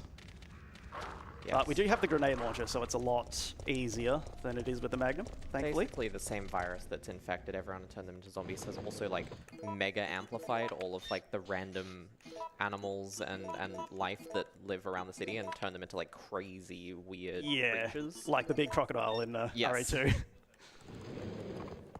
All right, so we've repaired the train cart. We're about to head off to the clock tower, but guess who's followed us? It's Nemi again. And we're just going to turn around and let Mikhail deal with it. Not our problem. So Mikhail just blew himself up, and now the brakes are out. So we're going to do my favorite thing in the whole run, which is either use the emergency brakes, or we're just going to, you know, do this. It's useless. Head first through, you know, reinforced glass. Always a, you know, the smart thing to do. So now we're at the clock tower, and we are going to see if we get early powders. We do not. So some gunpowders can spawn here or later on. They didn't spawn here, which means that when we fight Nemesis, we're going to have to use flame rounds. Yeah, difficult to explain why. There's a lot of reasons, but basically faster. So we're going to get a little cutscene with Carlos. He survived the train crash, and he's going to give us some freeze rounds. If we get all the gunpowders in the first room there, we skip this bit, and then we just make the freeze rounds ourselves. But because we have freeze rounds already, we don't need any more. We make the flame rounds instead. So just going to run through here, and we're about to get the gunpowders in here, as well as a key. Yeah, and unfortunately, the remake of this game was a little rushed, specifically of Resident Evil 3. The clock tower is one of the areas that was unfortunately cut from the game. I think you just, if I remember correctly, you just do the final boss fight on the roof, and then that's it. Yeah, you fight Nemesis in the courtyard outside. It's just Yeah. like, oh, here's the clock tower, everybody's favorite thing, and now it's gone. Yeah. Alright, I might do the mixing now. Get the regular rounds out there, put the flame rounds in. There we go. Alright. There, you got to be really careful with that, because if you mess up the mixing and you get the wrong ammo, you don't have the ammo you need to beat Nemesis. So it's pretty much run over if you do that. So it's always better to take your time if you're unsure. All right, now we get the music box puzzle. Let's see what we got. It is always up, down, up. And it's random on which pegs you have to move. So there's one. Looks like a 2 change. I think. Yes. Nope. Oh, Oh. I messed that up. There we go. So the last one. 1, 2, 3. There we go. All right, that should do it. So when they were making this game, originally in the test thing, it was all completely randomized what the solution was, and you had to figure it out by sound. But because some people, obviously hard of hearing, they just couldn't do it, so they switched it to just a fixed solution, which is probably the better option there. All right, we're going to run into Nemesis again, and this is a bit that changes how the next fight takes place. We choose the first option because it means that in the fight he will have his rocket launcher, which doesn't sound ideal, but it is, because it means that he keeps his range, which means that you can shoot him a lot easier. Because when he gets up in your grill, it's a lot harder to hit him. Mix the key. All right, and now as we walk into this room, we need to take a quick look at the clock. I believe that was 5 o'clock. It's hard to tell. I'm going to take a closer look. What is it? Nope, 7 o'clock. All right, so that is, look at my cheat sheet. Amber, crystal, and obsidian. This is another puzzle that took me a long time when I first played it.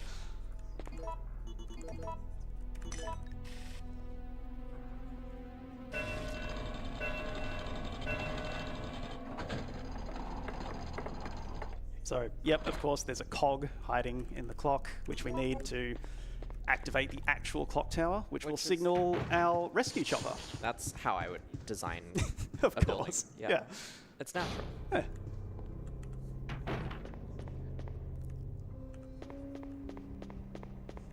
Run past the spiders, pretty harmless, unless you somehow run straight into them. Which I have done before, of course. Alright, we get the other cog, and now mix those together, and alright, we signal our rescue chopper. And then we can get out of the city. We're done. Yeah. Except that's not what happens, because Nemi will show up and blow up the chopper. Yeah. Because of course he does. I actually got faked out when I first played it. I thought that was the end of the game. Alright, now let's try and do this without any... Ooh.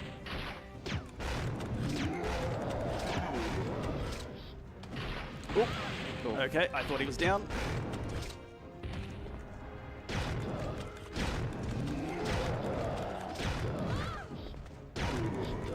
Ooh, okay, there we go. Sorry, Jill.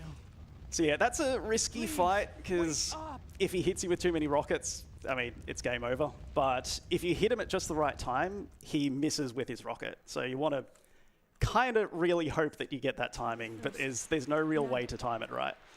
It's pretty much just hope for the best.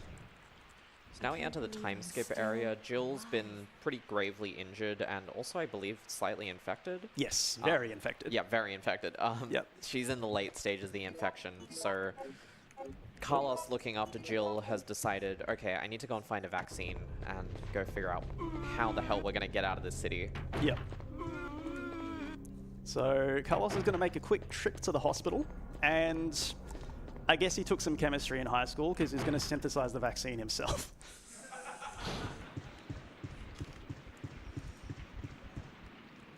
Right, now we get to here and there's this bell that Jill couldn't move herself, so Carlos is going to move it out of the way. And we make our way to the hospital, where we meet my favorite enemy in the RE series. These dudes right here.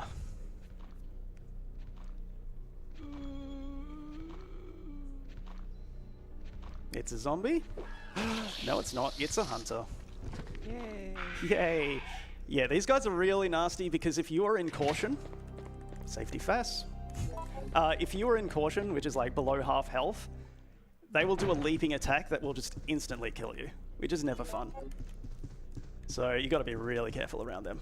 They scared me so much when I played Resident Evil 1. They are, like, In his right arm, just below the That noise they make, that kind of thing, just like gives me nightmares. terrible. There's a bit later on in the game where, like, there's a really narrow area with two of them, and they can just stun lock you to death. It's so annoying. Alright, we got no zombies, that's good. And cutscene we skip. Nikolai, we find out that he's actually a bad guy. No way. Oh my god. And he's actually, like... Is he working for Wesker? I can't remember. Not Wesker, but Umbrella. Or, yeah. We'll take a quick little dip into this room. 531. So that will tell us the solution to this next little puzzle. So there's 4 different pressure plates that we can push these onto. That code tells us which one. So 531 is this corner here. And then there's 3 others it can be. But yeah, we got the good one because that's just really a short way to push the thing. 531. That was 2. That coffee I had earlier is making me jittery. Pressing all the wrong buttons. That's okay. All right, so we got one part of the vaccine. And of course, he's just going to be like, oh yeah, I can do something with this. It's in like a freezer and he just chucks it in his pocket. Yeah. All right, we've got zombies here, which is actually good. It means our escape out of this area will be much easier. Because there's, for some reason, explosives set up right there in the hospital. Oh. And as we come out, we can just shoot them and it'll blow up all the zombies. All right, now he's going to operate the synthesis machine. And we don't worry about these guys. They're going to be fine. They're just going to stay in their vat.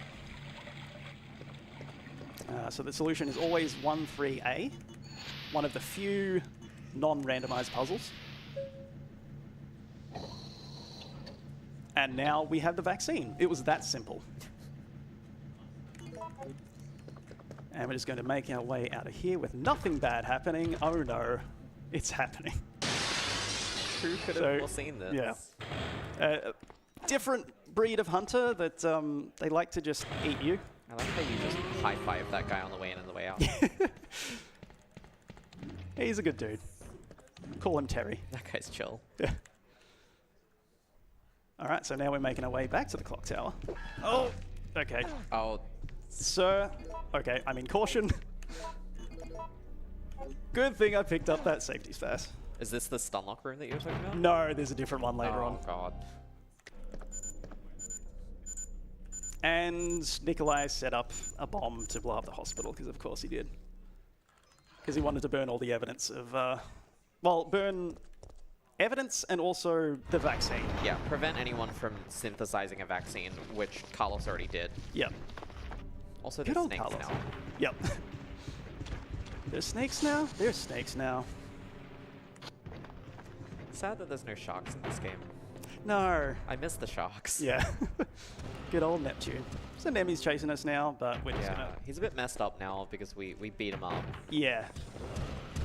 He's mutating and getting stronger, which will only get worse. Alright, mix the vaccine and give it to Jill, and we are Jill again. So we don't need the reload tool anymore, so we're just gonna swap it out for the knife. And even though he was in the room just before, he's gonna bust through this door again. Like, he could have just followed Carlos into that room and, you know, got Jill, but... Oh wait, I don't need the mine thrower. Oh my god, he's so fast. Yep. Alright, on the way out, because we got the flame rounds, we do need to pick up these ones so that we can mix the acid rounds later on for the Gravedigger. And now that Carlos has politely pushed the bell out of the way, we can leave through this way. Go in here, grab the key to the park, which Carlos couldn't access because he doesn't have lockpick. But Jill can, because she is the master of unlocking.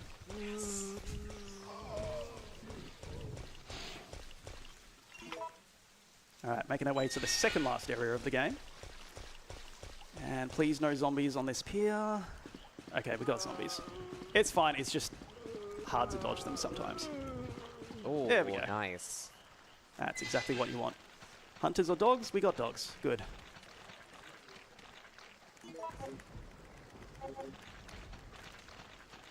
Alright, now when we get back to... There's a cabin where we... That was completely my fault. There's a cabin with more evidence of Nikolai being bad, even though we already know he is. And then we're going to do the Gravedigger fight, which is the giant worm that we encountered before. And this little water puzzle here. There we go. So there's like a bunch of different configurations for these cogs, which will make the fountain do different things. So if you mess up that cog thing, it's like a 30-second time loss as you watch the animation of the fountain doing its thing. And then you have to do it again.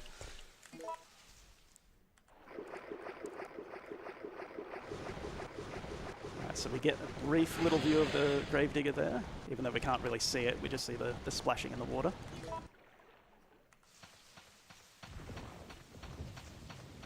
Alright, I've got to remember, so we've got the flame rounds, so that means I need to get the 2 yellow gunpowders.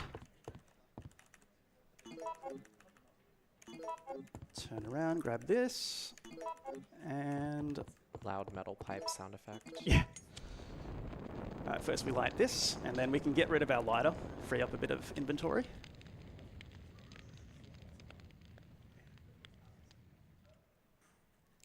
Get rid of that, and while we're here, mix the acid rounds. Equip. No, there we go. Clank, clank. Make our way through into this hidden little, I don't know what it is. I guess it's a listening post for the for Nikolai. Grab this key, which will get us to the factory, and then, yeah, we hear a transmission that was meant for Nikolai, and we find out, oh, he is a bad guy, even though, again, we already knew. So, just gonna grab another first aid spray, because this is a risky fight.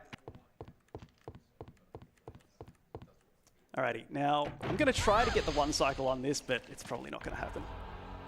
Alright, here's the worm.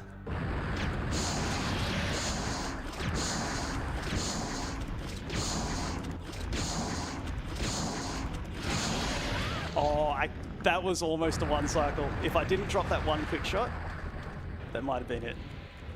Okay. Oop, okay.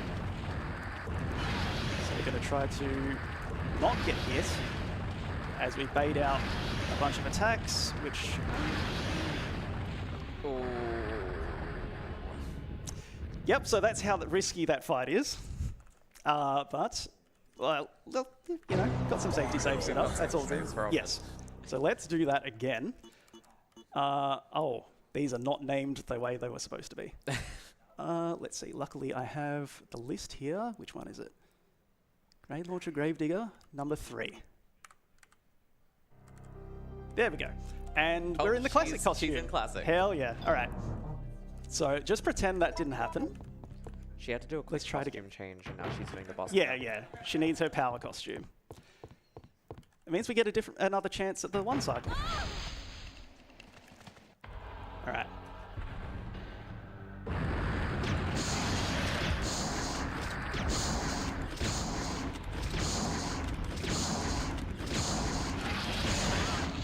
Oh, one off again. All right. So let's do this right this time. Oh, he's not behaving. Okay. Come on. Oh, okay.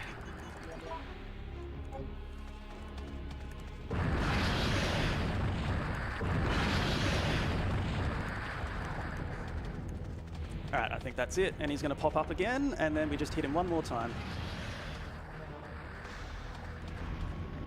Come on. There we go. All right. First try.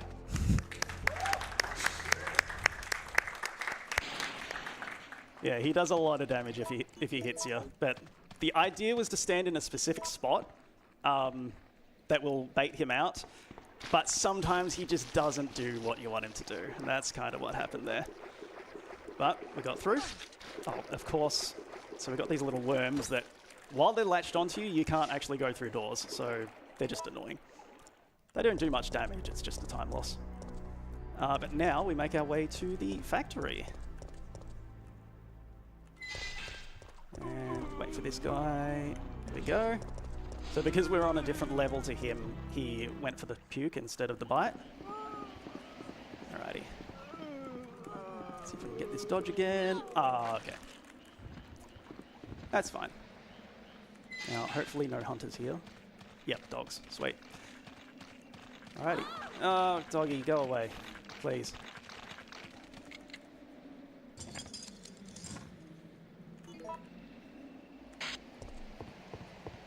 Alrighty, and we're going to come across Nemesis once again, and again we're just going to pick the first option, which is just push him off the bridge. Just give him a little shove. Yay! A love shove. And then we're in the factory, the final area of the game. So we're going to come in here, briefly meet Carlos, grab at another first safety fast. And we're going into this room with there's like a steam puzzle. We're supposed to like press all these buttons in a certain order. But we're just going to do this. We're just going to like force our way through the steam and hit the button. So apparently the hitbox is big enough that you can just reach it if you try to brute force it. Alright, press this button here. This one again, and we're home free.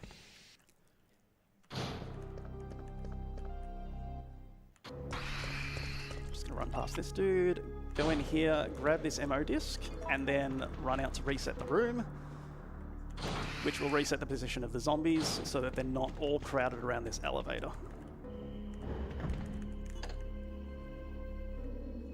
Now, we're coming up to the bit that I was talking about before, which could have hunters that might soft lock me or stun lock me into oblivion.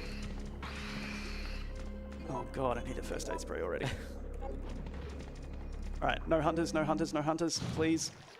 Okay, no hunters, cool. So what happened was I tried to get up this little ledge here, but they were stuck on either side of me and just hitting me, so I couldn't get up. It was just like this slow, painful death.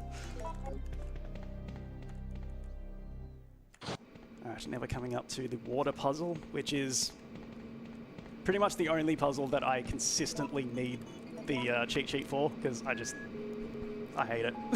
It's so hard to figure out. So that's high, low, which is left 1, left 2, right 2, which is one of the fast ones.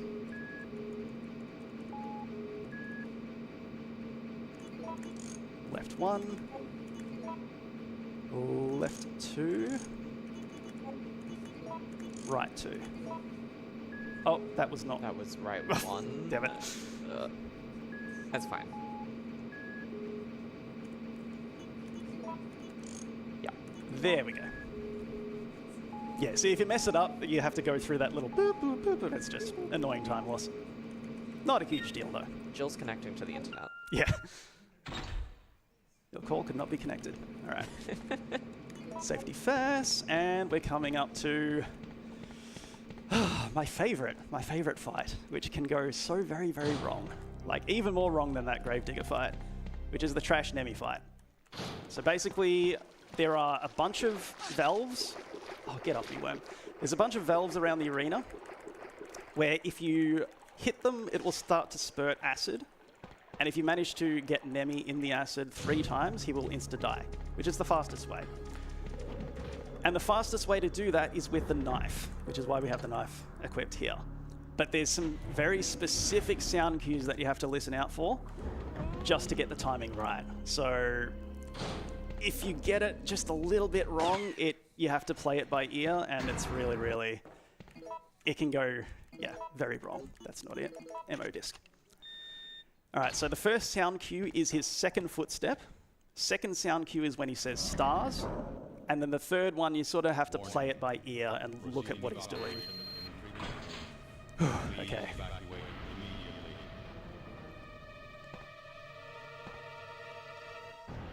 I have died in marathons on this fight multiple times.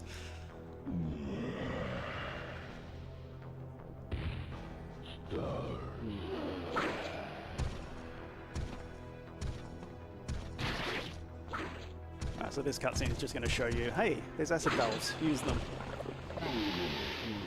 Alright, here we go. Second footstep.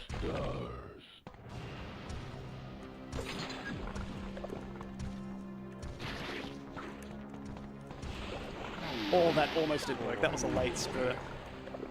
Stars. Oh! Oh! Okay, now we've got to play it by ear. Ooh, okay, this is not good. Use my first aid spray. Okay, so the valves also take a while to recharge.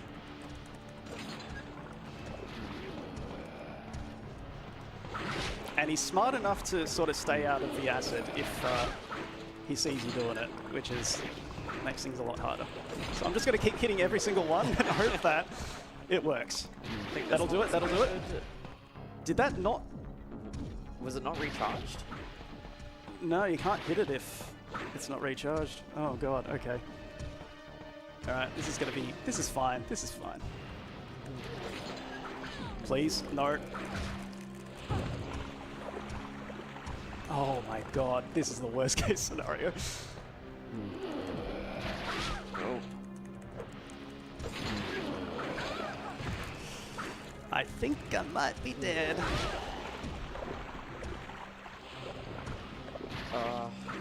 Yep, this is it. It's annoying because he keeps tripping you over, but that doesn't actually kill you, so he's just wasting my time. Bad manner. Come on. There we go. Okay. Oh my god. Yeah, it's a bit brutal. So yeah, that fight, it's, yeah, if it goes wrong, it goes very wrong. Such a crazy attack. Yeah. But that's okay, because, you know, we have safety saves, because this can happen. And which one is that? Press Lord of Puzzle. Number 4. Okay, now we're back here. Nope. Okay, need to put away. At least with the safety save, I have 2 first aid sprays. Yay. Instead of 1. So there is that. Oh god, it's hunters. Oh. Okay, yep. If you run straight at him, he just jumps over you, which is good. Alright.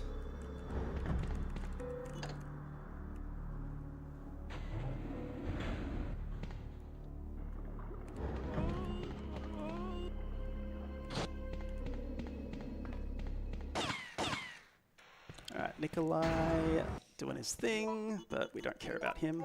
Won't use the first aid spray. Alright, maybe this time will be the one. Warning. Proceeding with operation in 3 minutes. One of the few cutscenes you can't actually skip, unfortunately, which is annoying.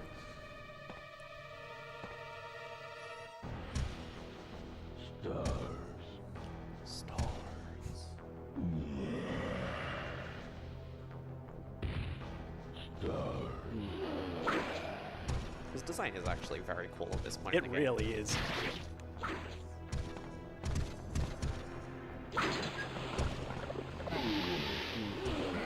Alright, second footstep.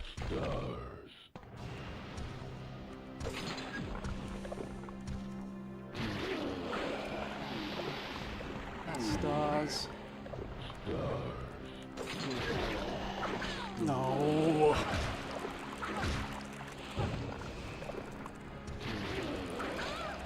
Alright, this is not fun. Okay, if I die again, which may happen, I'm just going to skip to the next safety save, because otherwise we're going to run out of time.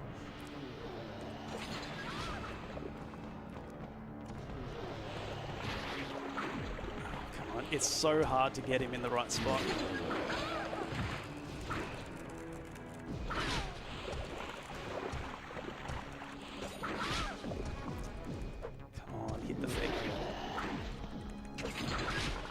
Get him? Come on, come on. Yep. There we go. Nice. Okay, there's 2. That's 2. Now the third one, he doesn't have a head. So he's kind of just swinging around wildly, which kind of makes it easier to get him into the acid.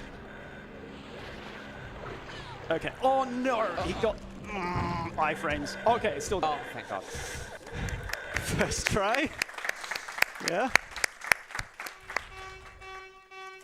Okay. It's fine. Everything's fine. And this guy just drops a key card for some reason. All right, we get to see the rest of the game. Sweet. Yay! Now, thankfully, the final boss is a lot easier than that. Because if you mess up the strat, it's just a time loss. It's not like you lose the game. But there is a room full of zombies here. That might be a little tricky. This is the same room that you reset earlier, right? Yes, but they are now super zombies, which do more damage. Yes. So that's fine. Okay. And we got some more super zombies here, but they are on a slight slope, which means we can run past them. I might just grab some herbs to heal up a bit, because, you know, judging by how the rest of the run has been going, probably going to need it. And we're fine. Nice. But I will also grab our best friend, the first aid spray. Warning. All right, so we're coming up to the final confrontation with Nemi. Yeah. So currently there is a nuke incoming. Yes, And probably important to mention. Yeah. So basically, because of how Raccoon City has been going, the American government has decided that instead of trying to contain the infection, they're just going to nuke the city. Yeah. So Jill is really frantically trying to get out and not die, which is why you see that radar in the top right-hand corner. Yes. Luckily, Carlos has managed to find a helicopter, but we have to get to it first. And for some reason, like, there is a railgun here. I don't think it's ever actually explained why, but it's pretty handy considering, you know, big Nemesis is about to show up. Yeah, why not? Because railguns are awesome, of course. I think it was put there by the Umbrella Mercenaries to help them with something, but why would you put it inside this warehouse kind of thing? I don't know. Doesn't make sense. But anyway, Nemi's back, and he's uglier than ever. And he's about to get even more ugly. So what we have to do, we have to push these batteries in to charge up the railgun, and then we have to do just enough damage to him so that the railgun will take him out in one shot. And if it doesn't, it's fine. We just wait for the railgun to charge up again and then blow him up with it. So that's 2 batteries. And hope he doesn't drop down early, because if he does, that's really bad. Okay, he's still up there. That's good. All right, now the railgun starts to charge up, and I have to wait for him to drop down. And then just start unloading into him with everything I've got. Which is the mine thrower, which just absolutely rips him apart. There we go, got every hit. And now the acid rounds. Oh. I hope that hit him. Sounded like it did. Yeah. Then every pistol round I've got left, and that should be just enough.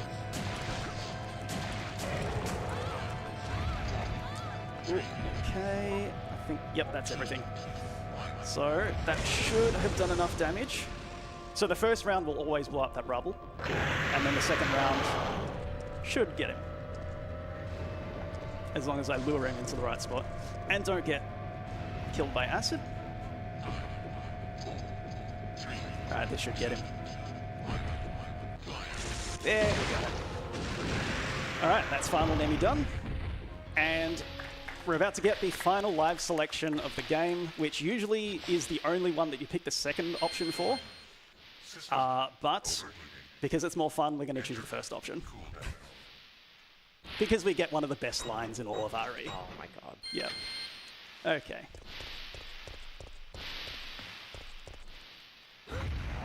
He's not quite dead yet. The options are either run away or exterminate the monster. And we're going to do some extermination.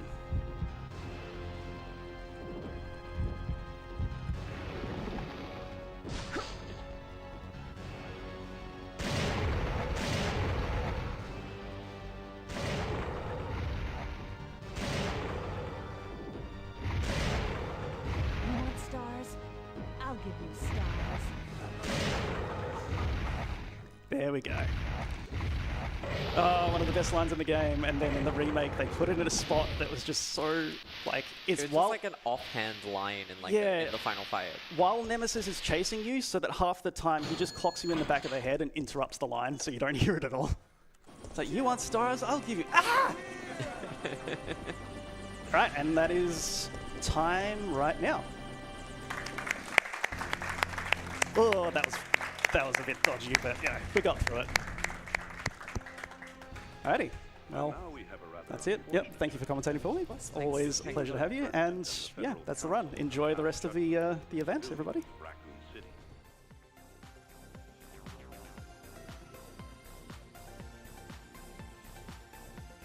you, Mango, for that fantastic run.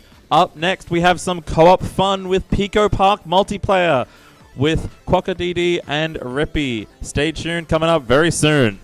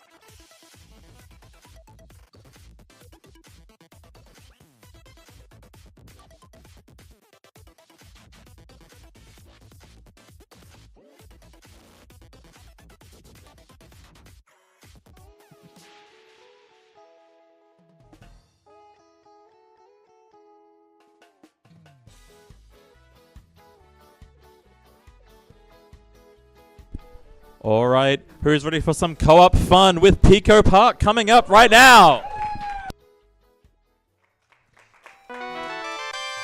Hello, I'm Rippy. G'day, I'm Quokka. And we're here with Pico Park. Really cool game, really easy to get into. We're gonna start a run. We got a timer. 5, 4, 3, 2, 1, go. So there's 2 of us. Casual game, people have probably seen this. It's really just about getting your objective done. Easy button, like puzzle. And we're just gonna stand on this part to make it a little bit more optimal. So you can jump grab the key and then we're good. Just a little bit of time save. Come back. Another thing to note is I don't want to be too close, because if you're too close, you snatch this key. And if I snatch the key, like the door will open up later. It's just a little optimization there. Hold left. This one's to the left. There's like 3 levels in the game where you hold left, and this is one of them. Oh, mouse on the screen, my bad. Looks like I'm going over. I normally like use my mouse to menu, so I'm like used to leaving the mouse on the screen, but my bad. We'll put it, there we go.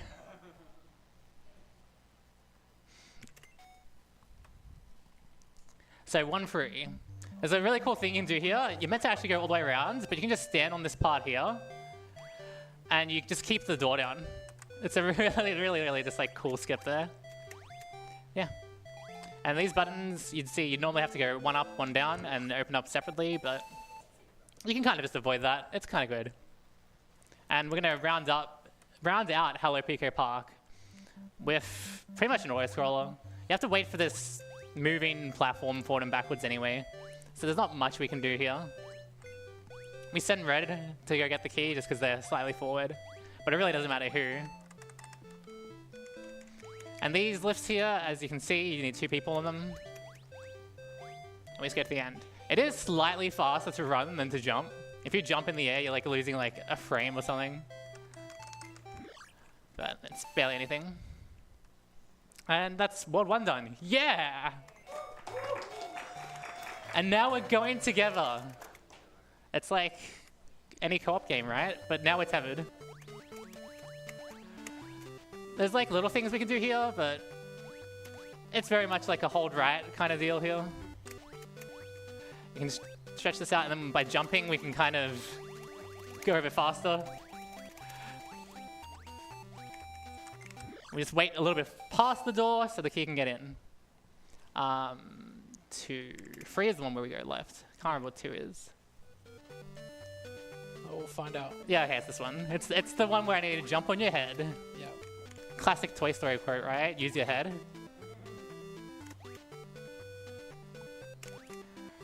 And yeah, that's pretty easy level. It's really funny when you try and rush it and you just miss someone's head and you just fall into laser. That has happened to us way too many times. Go left. And we jump, because it's slightly faster.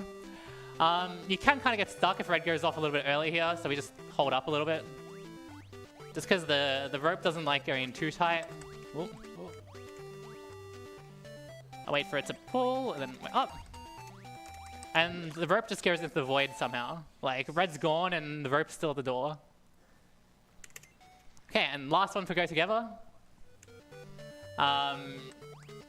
Yeah, red can lift. Like, red does not skip head day.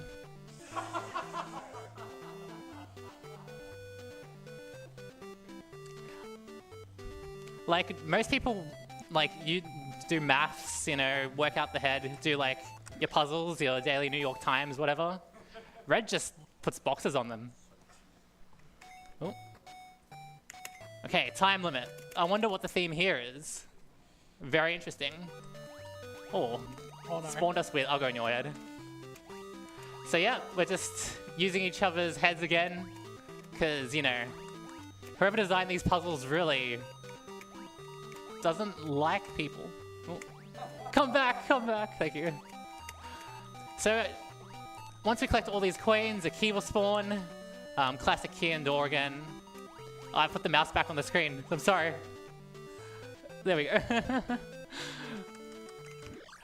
There's that one. I can't remember which one's the button one. We're probably gonna hit the button by accident and it'll be funny. No, is it even in time limit? Oh, it's this one again. Okay. So this one's actually really tight. We normally finish this one with 1 second to spare. I was kind of slow at the start, so let's hope that doesn't ruin us. Nah, you're good. Okay. We skipped those buttons in the middle there. As you can see, we don't need them if you're fast enough. These levels get a bit more complex with more people, but with 2-player, it's not too bad. Oh. Do I make it? No. Come back. So this one you can optimize by bonking your head on these. Oh, if you bonk your head, you can kind of like cut your jump height. So ideally, you bonk on every single one of them while you're collecting the coins. And then I'll get the key and go in. A good level there is like a 25. I think a 25, 26 is our best. But 19, losing time. How dare we?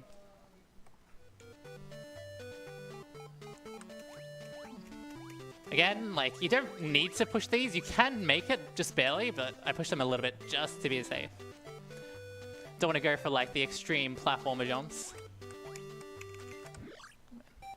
And that's timer, or whatever the level's called. Something to do with time, right? Time limit. Gimmick, gimmick. Let's go. As you can tell, we now have barriers. We can fight off the lasers. I don't know why my laser on top of my head looks smaller than normal. Like, it looks like it barely covers my head right now. And in that one. So you can tell that it's like building up mechanics one by one. There are later levels that will like do multiple at a time. But yeah. Also the age-old debate. I want to like...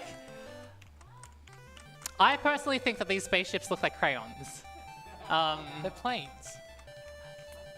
That's just like a quick hands. Who thinks they're the planes? And then who thinks will be crayon? So who thinks they're the planes first? Who's team planes? Who's team crayons? Thank you. Thank you. Like, you got the red crayon, you got the blue crayon, and all the other colors if you'd like more people. Yeah. Oh, forgot about which level it was. So yeah, this one we just need to wait the time, and optimally you get like the 0.79, but I'll try and cut it a bit closer just for a bit more breathing room.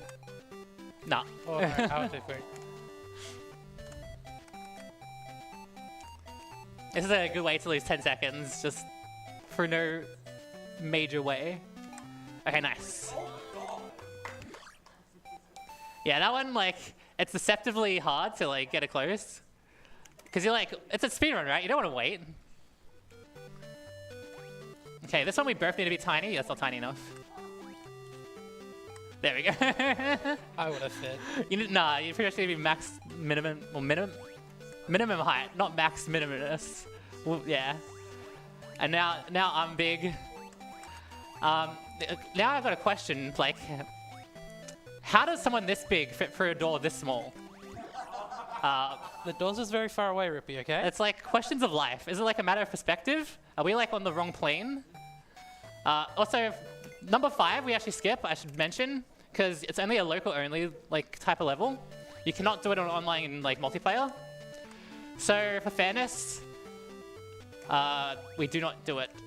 Like, I know it's local here and we could do it, but the speedrun would not have it. These blocks, yep, we need to be careful not to mess up, because if you push them off, it's just reset. Oh. And this is the last block. Any like physics majors tell us how viable this bridge is or the structure? Because I have a feeling like not very is the right answer. Okay.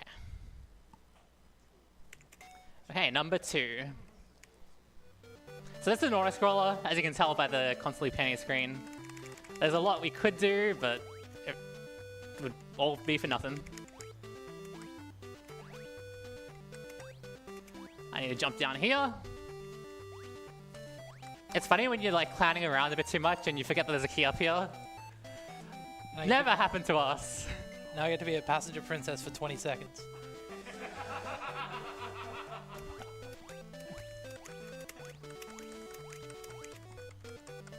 And again, I don't want to be too close because I don't want to steal the key. And that's clear. Okay, 6-3. This one we do like small optimizations by falling on each other's heads just so the platform rises a little bit faster. Nowish, yeah. Teamwork. Oh, I stole the key and jumped, so that's a time waster. This jump's a bit harder, so we're gonna... Okay. Go, go, go. I stole the key. See, that's what you want to not do. But it's alright. We're not on world record pace, probably. Who knows? Okay, what do you think you do to these buttons that say don't push? Yeah, don't push. Correct. Pushing it just makes you very sick and makes you need to reset the level. That's what X's for eyes means, right? Sickness? Okay, that was 6 done. Now you think we'd be halfway, but we kind of skipped level 5, so we're not quite halfway yet. But this is move and stop. These are probably my least favorite set of levels, but this one you can kind of get through by letting player 1 just spam your D key. And that's that, yeah. 2, whoa. Oh, my bad. Spamming the right key, yeah. Okay, classic game of spotlight, stoplight. I can't remember. Red light, green light. Red light, green light. Keep going. Oh. Go, go, go, go, go. And now we need to wait. I don't know how long. I think it's like 8 seconds each phase. This is like one of the worst levels to fail as well because it's so long. I think it's about 1 minute and 10 seconds or something to do the whole level. Hopefully we do not fail though. Oh, Quokka's got a trigger finger there. If I was to move as well, it'd reset us. Because like there's nowhere to go from red, it allows you to like do the right input there. I might play this a bit safe. I'm gonna wait. Normally I'd try and get up next to the one, but I'm a bit scared. I don't want to waste everyone's lives here. We want to be fast. Oh no, Quokka! Save my mistakes. Okay. As long as we get in before the next cycle, that's not too bad. Okay, this is the ghost. So Quokka needs to look left, and I jump on Quokka's head. It's the classic Boo Mario type style. You can kind of get through this by using each other's heads, but you want to keep the ghost kind of close. Because the camera will not pan without the ghost.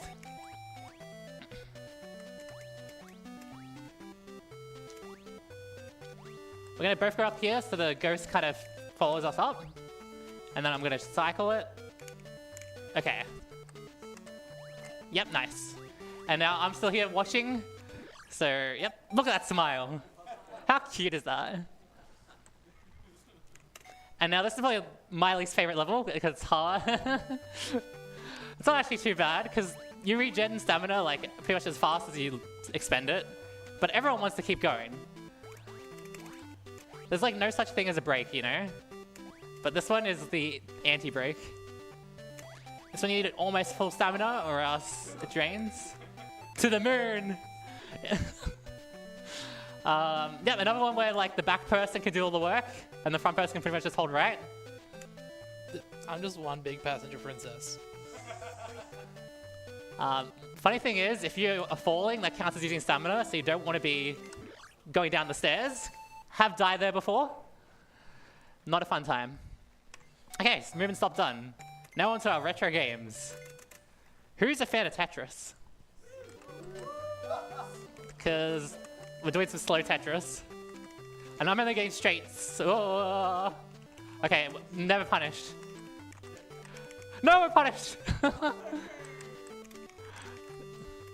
It's alright, we'll get back.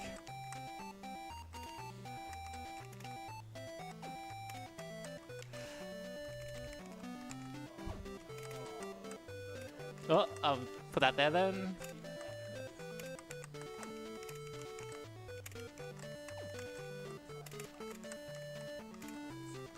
Two more lines, one more line, And we're done. Okay, now probably my most dreaded type of level, because monitor setups make these levels completely different between PCs, and visual cues can be a little bit wacky. This is like a breakout, right? Oh god. Please be right. Please be right. I think that's alright. Please, please, please, please. Nah, I've cooked it. You got it. I got it. Nice. We'll YOLO the rest of the balls. It's actually faster to play this normally. It's just less consistent. Yeah, and because it's speedrun, we're trying to be consistent. Too many times we've had like one left and just let all the balls go. Come on. We're kind of unlucky here. I say lucky, but you can't control where the balls go. There you Come go, on. we got it. Oh, nice, nice. Oh. And we know how much you like those two levels, so let's just do them again, but slightly harder. Faster Tetris.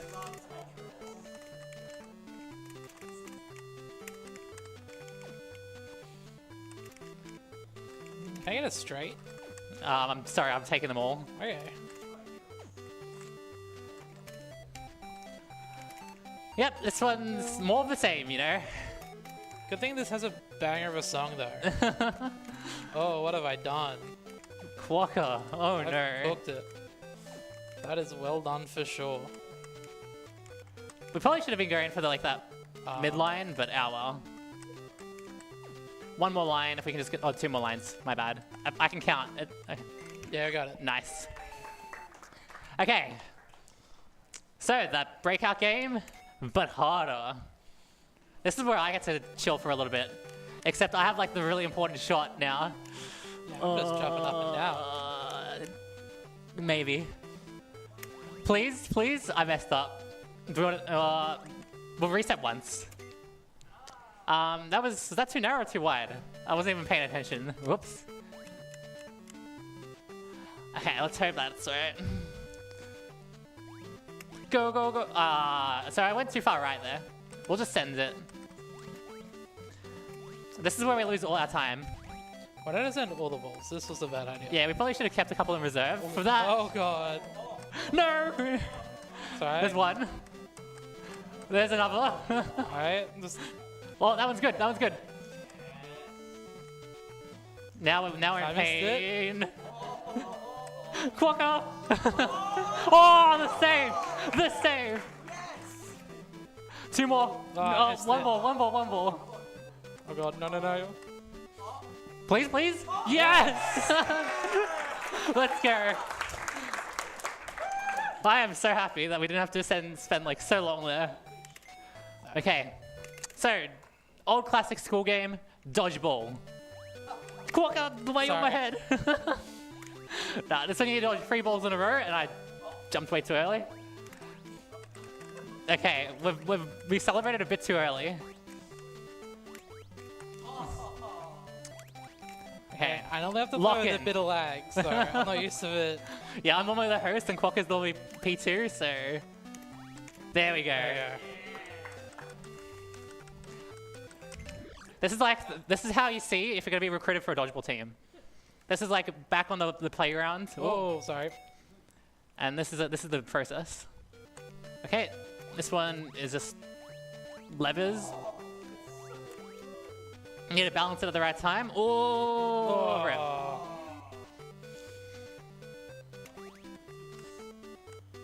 Obviously, if you're optimal about it, you'd want the ball to be like as narrow as possible. Words are escaping me, I'm sorry. But yeah, that's not too bad, that one. This is a tire stack. Yep, so this one is actually easier in local because you can buffer things through menus. So it's to buffer my inputs. Way easier than doing it online, and hopefully we can bring this ball with us. I've cooked it. We'll reset. Take 2. Buffer my inputs. And let's go. No, no, no. Keep it, keep it, keep it. Keep it. Oh, no. Maybe, maybe. No! It'd be faster reset, but we'll try this one for a little bit longer. We got this. You just smack it in there. Go! That's it. No! Oh, let me in, let me in, let me in. Go, Quokka. Oh, you got it. So you. Oh, Oh no. it's up to you again. Oh no. It's always passing the blame. I'm gonna reset. Yeah, no, that was a bad hit. Sorry, everyone. This is like, it's meant to be easier in local. We're gonna blame not having lag. You need to hold back and go to the right a little, I think. Oh, we believe.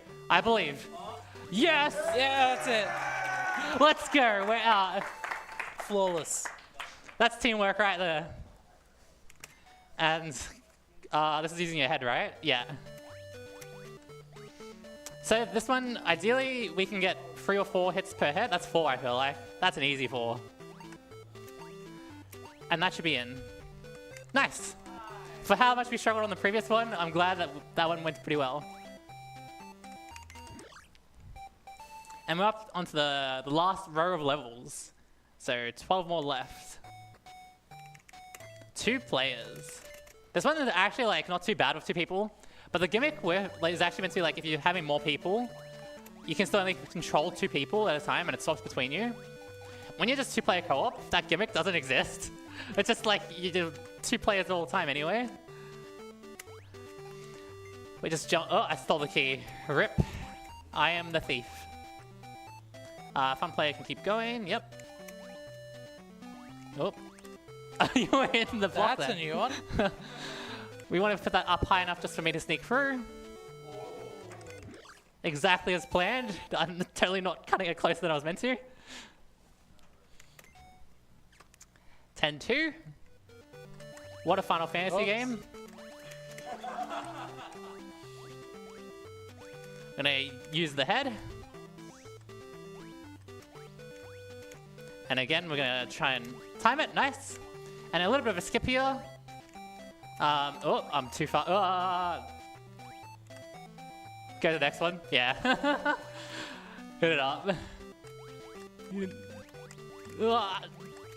Sorry, I was processing and it didn't work out because we're on the wrong one. So you meant to do that with each, and you both meant to raise them up together. But by getting on top of like the auto scroller, you can just skip raising them both up. Okay, we're in the dark room, just as the room got dark as well. Nice. We travel up this elevator. There's a push block here. We just need to grab this key, then double back to our right. And then there's an elevator going down. Okay, now there's another dark room. This one's actually got an area that you can fall into and die. Let's hope that doesn't happen to either of us, but I'm probably gonna jinx it. Okay, we're good. The hole is now being filled in. There's a block here to push that goes down, and now we need to jump over. And there's 2 elevators here. We jump to reset this elevator, and there's one here. And now there's 4 single block gaps here. Oh, Quokka. Quokka's too fast for me. Why did you slow down? I don't understand. Because I didn't want to overshoot. It's a live marathon. I want to play safe. Gotta go fast. So that's 10 done. And now these are like, in our opinion, well, definitely mine, the most fun levels. They're the gimmick levels. You get a gun. Look at that snipe. Oh, nice. Oh! Oh, random shot. Ignore that. I'll take the key. Yep. And then we 180 no scope, and we just take them through. Yeah, these ones are fun. Hold me, hold me, hold me, hold me. Yeah. That one, you can like buffer the inputs for that. And basically, I hold left or I hold right, and if Quokka doesn't hold E or like the use button, I just die. It happens every time. She doesn't say hold me, and I'm like, oh god. Okay, best level in the game, my opinion. Look at that snipe. And now we need to snipe this key. Oh, I was slightly... There we go. Win. That doesn't lose too much. That was pretty good. And the last one of the hand gimmick levels. It's like, wrong way. And now we get up here. Need to I don't know what to call it, like jup, to suck. Like, It's like a vacuum cleaner, right? But need to drop that in the right place. And now this key is obtainable. And now we're going to recreate a scene from a very famous movie. I'm not going to sing to avoid copyright claims, but you know the one. So, who's Jack, by the way? I mean, I'm Rose, right? Yeah, in that circumstance, yeah. Okay, last park. I'm so glad I had the shield there. Yeah, I you jumped. did not mean to jump. So this is combining some of the previously seen ones. This is like the gimmick type levels. Ooh, don't want to steal the key. This one's now the fan one. A new gimmick somehow, like last lot of levels, and new gimmick still coming up. Jumping is faster though, because you kind of like get out of the stream for a second. This fan here moves up and down, which is why you see us like taking a second. A fan got you. Get fanned. Who is the biggest Rippy Pie fan? Kenora got the hand first. I saw that. Oh, me? Oh, God.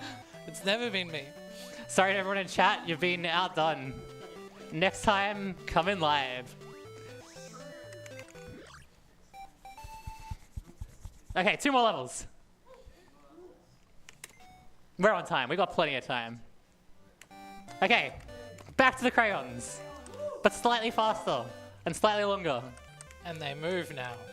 Yeah, and these, you have to tap down a little. That's it. Okay, 2, 3, ooh, I'm getting stutters, 4. And then we want to try and snipe the key into the hole. No, I missed.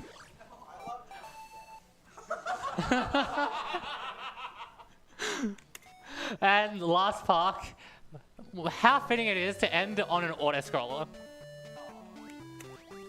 It's going to combine the first part of the first level where we have to jump over, use your teammate's head.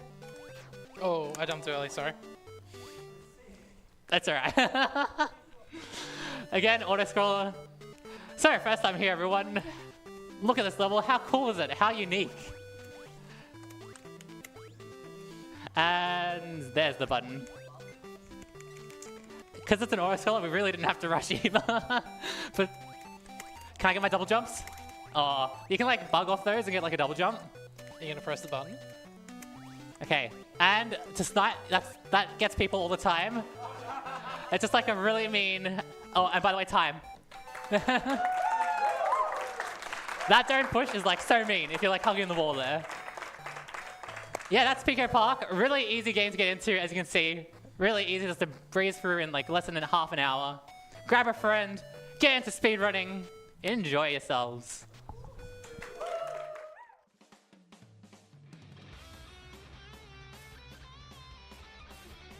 What a fantastic time that was. All right, next up we have some platforming perils with Celeste True Endy by Yuki Layla coming up very shortly.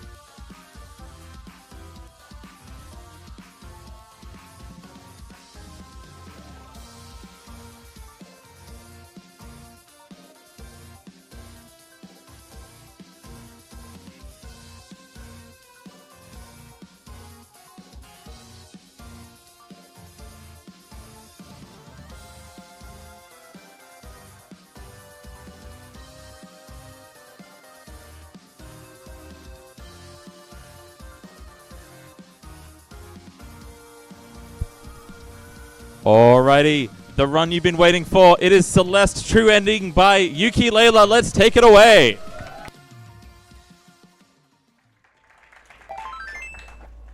Hi, my name is Ukulele. I am back on on stage.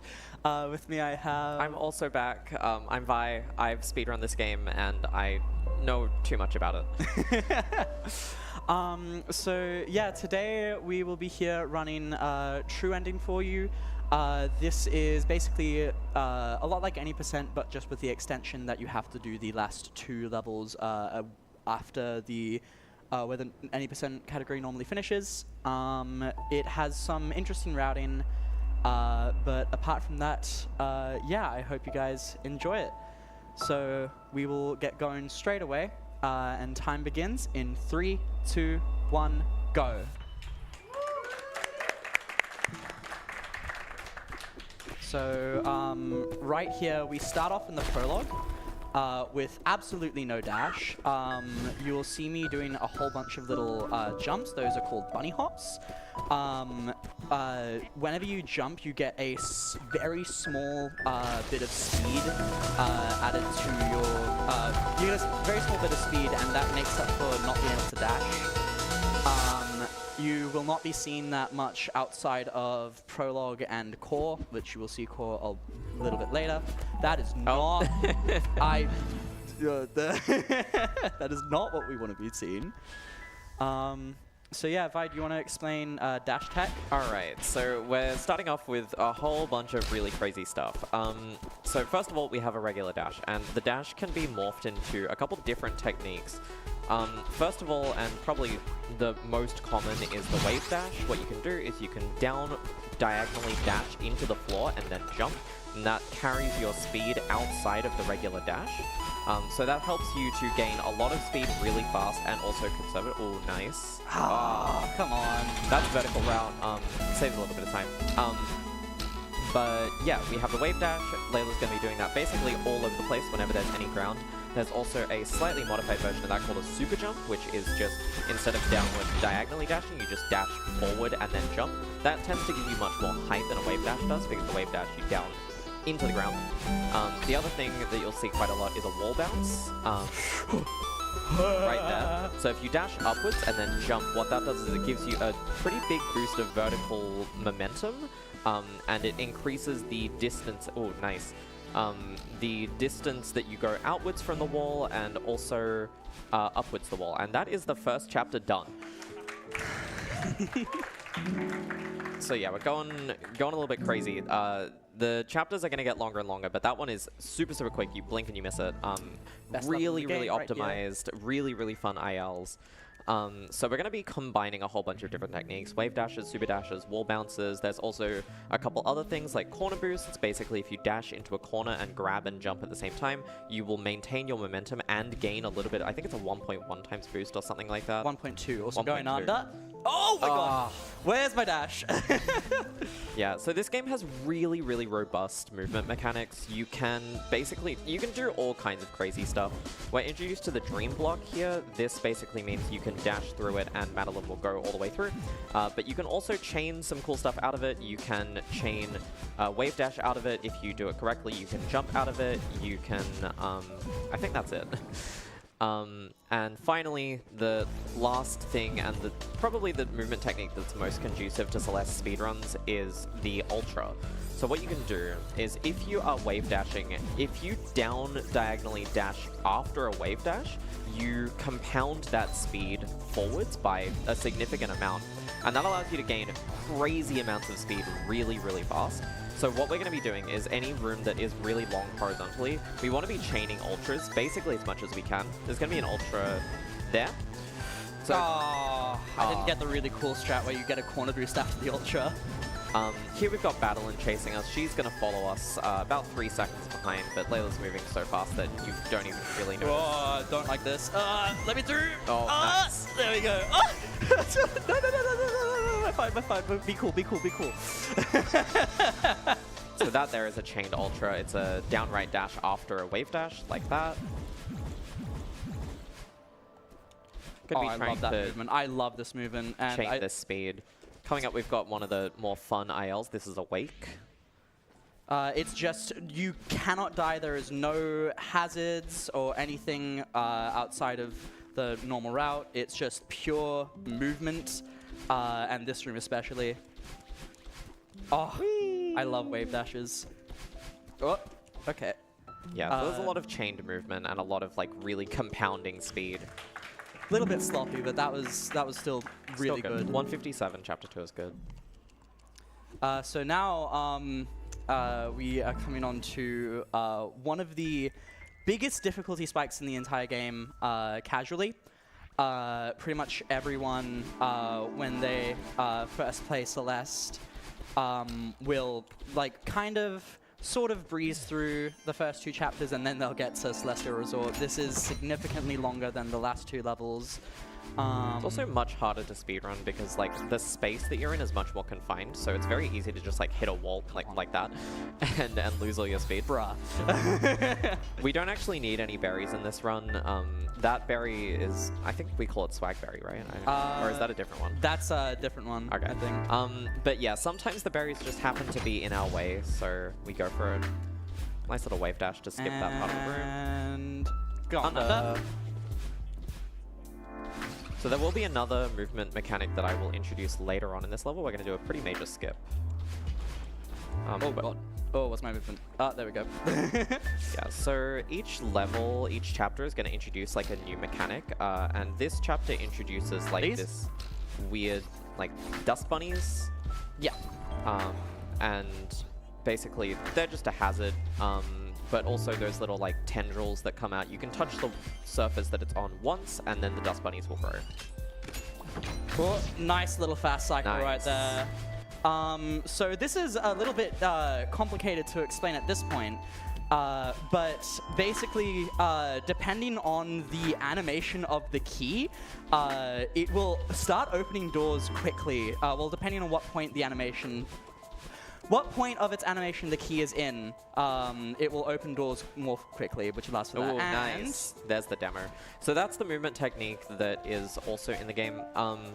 It is basically a crouch dash. It used to be a lot harder to do it because there was you had to do it manually, which is a little bit complicated. You have to dash and crouch for exactly 1 frame, but the devs added a way to do it. 4 frames, actually. 4 frames, sorry.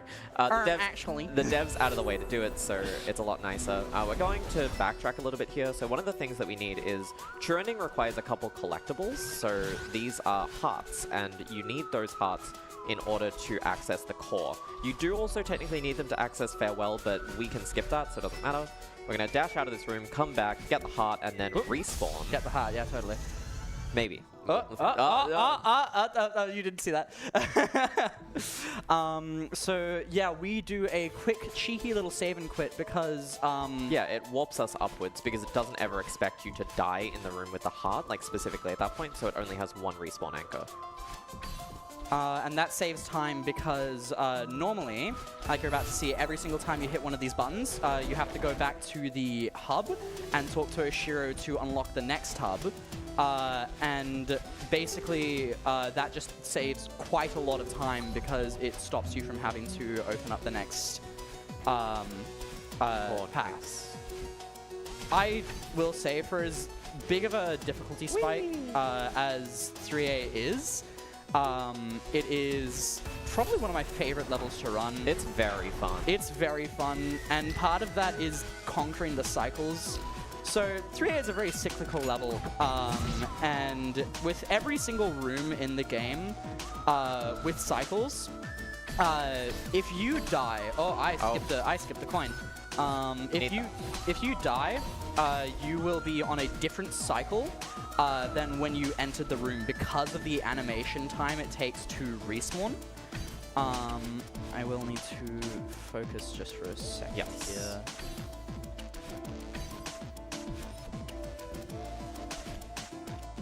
Oh my god, are you kidding me? So she's trying to do a demo dash there. Again, it's a crouch dash, and because the dust bunnies... There we go. Nice. The Dust Bunnies have an exactly 4 pixel gap between them. Nice. So there is exactly 0 leniency for you to demo dash through perfectly. What am I doing? That was a bit scary. And that skips a whole downstairs section. It's about a 30-second time save, maybe more. Yeah, something like that. It's about 20 odd seconds, maybe 25. Shoutouts to Chili Pepper, by the way. Real. But here's the Oshiro chase. Oshiro's, we made him a little mad, so we gotta run away from him now. Oh, please! Oh, thank you. Nice. Oh, you do not want to hit that spring because otherwise it's slow and you go up, and we want to go over it so that we don't get our rightward movement impeded. Yeah, springs kill all of your horizontal movement and just send you upwards. This is such an annoying room to take a death cycle on. Yeah, so as you might have seen, she tried to wave dash onto a platform that is no longer available when you die and respawn because the respawn animation is slower than just walking through it normally. There we go. But there you go. Nice. That is ult site. That ult site? Ult site? Yeah. Yeah. No. Last resort. Last resort. Last resort. We're going through a whole bunch of different references here. This is probably one of my favorite levels in the game as well. I love the skips. It's so satisfying and so cheeky. It's by far, I think, the hardest. Please! This is not hard movement. Okay, well. That's a reverse hyper. It's got so much just cheeky skips, including something like this. Whee! Aww. So there's wind here that will push you backwards. As long as you're dashing, you can basically more or less ignore the wind. So what we want to be trying to do in this area is just dash forwards as much as possible, and whether that's through like wave dashing or hyper dashing, which is the same as a wave dash, but when you are grounded instead of being in midair and down dashing. Archie. Archie! That's a strat called Archie. You demo dash into the bubble, and your hitbox shrinks when you exit the bubble, so you can just clear those spikes. Whee! Vi, I have a question to ask you. What's up, demo? Oh!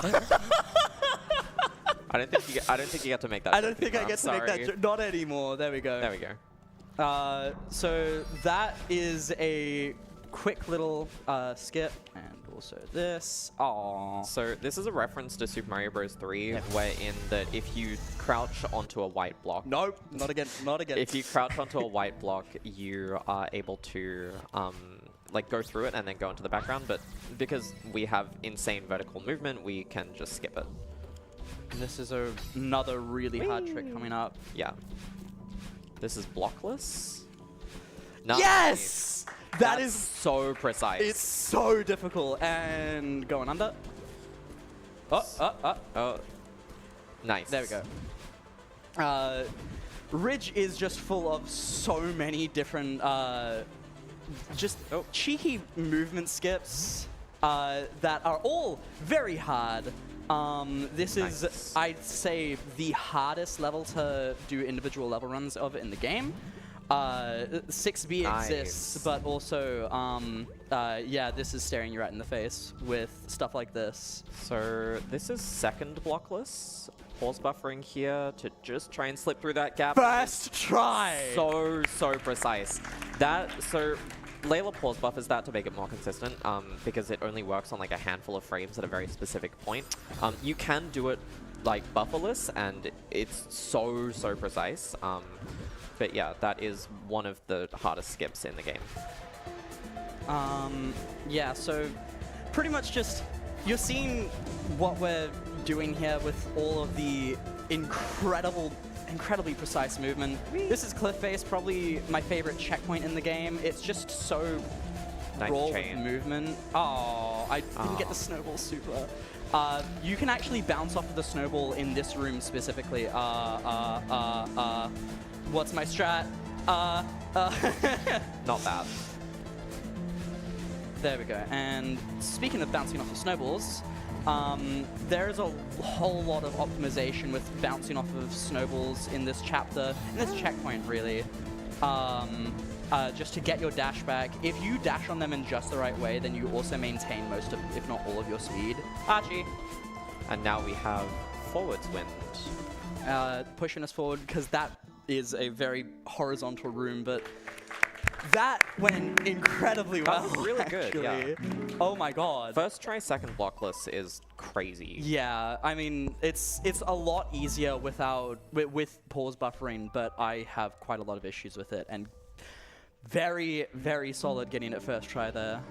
So this is Mirror Temple. The gimmick that we're going to be introduced to is dash blocks, so blocks that move when you dash, like that. But more interestingly, this is the first time we're going to be seeing a B-side. So there are versions of the levels. These are called A-sides. What you can do is you can find these little collectibles that are cassettes, and they unlock a harder version of the level called a B-side. Specifically, we take the 5B, like we collect the cassette for Chapter 5, because 5B is actually significantly faster than 5A for quite a few different reasons. That said, it is much, much harder. So, Only a little bit. There's quite a few skips that actually make 5B faster than 5A. So we will be seeing them. This is called Yeet.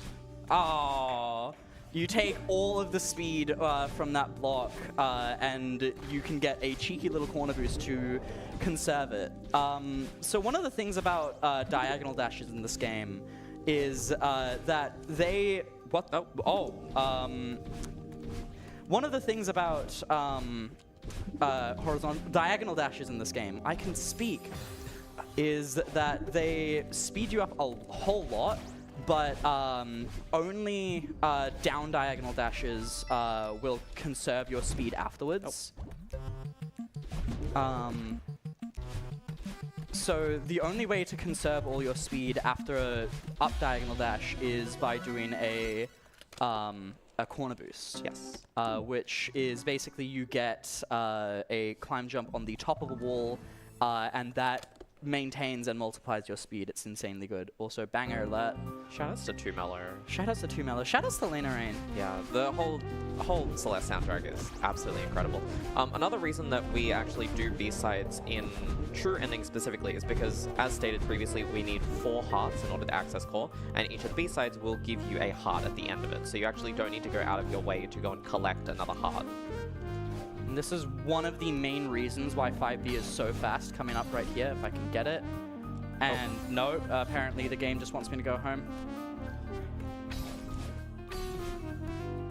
Please, come on. So this is a trick called Bub's Drop. There we go, and there we go. Nice. So you need to get a very, very small jump into that transition. If you go down, re-entering the previous room will put you at a transition that is not intended, you're not intended to go to, and it skips getting a key and taking a bubble in a very roundabout way. Reverse hyper to sneak through that little spike tunnel. This is some really precise movement coming up right here. Not that. That was not the precise movement. That was actually very easy. There we go. Nice. Yeah, so a lot of really quick, tight, precise movement.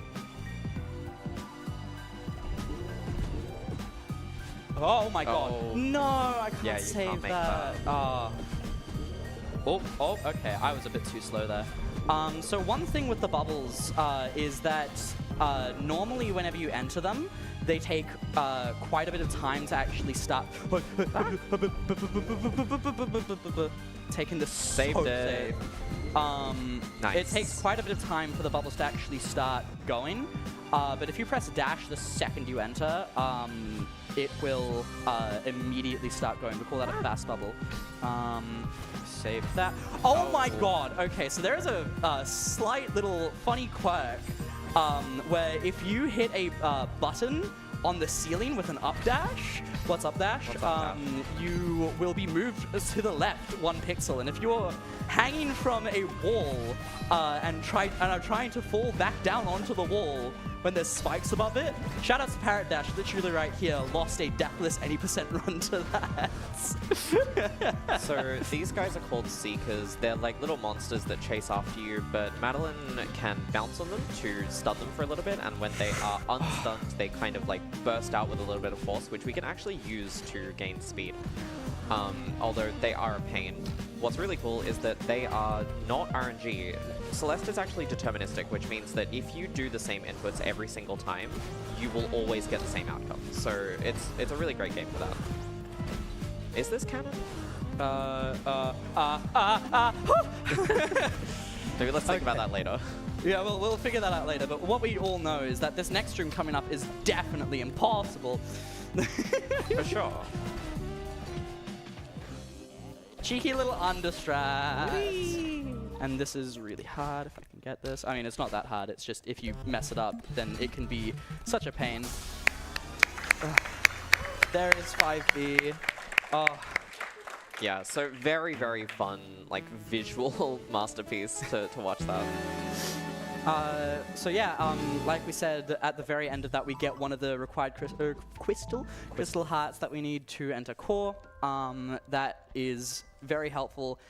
Actually, we're going to do another B-side in this level, and this is, I'd say, the hardest level in the game, Farewell Be Damned. The rooms are so long and they are so precise, and now we are introduced to the Golden Feather, which okay, you didn't gives see anything. a little bit of an edge to controller players because you can use analog inputs. But yeah, it's very, very difficult. Here's Lake Skip, hopefully. Say hi to Lake Skip. That's not Lake Skip. Bye, Lake Skip. Hi, Lake Skip. Whee! Bye, Lake Skip. There is a very consistent setup that you can do for that, where you basically space out dashes in the water, climb the wall in a very precise manner, and then time an up dash. What's up dash? What's up dash? To be able to get a very precise wall bounce. Okay, I have to focus on what's coming up. Hopefully I can get it.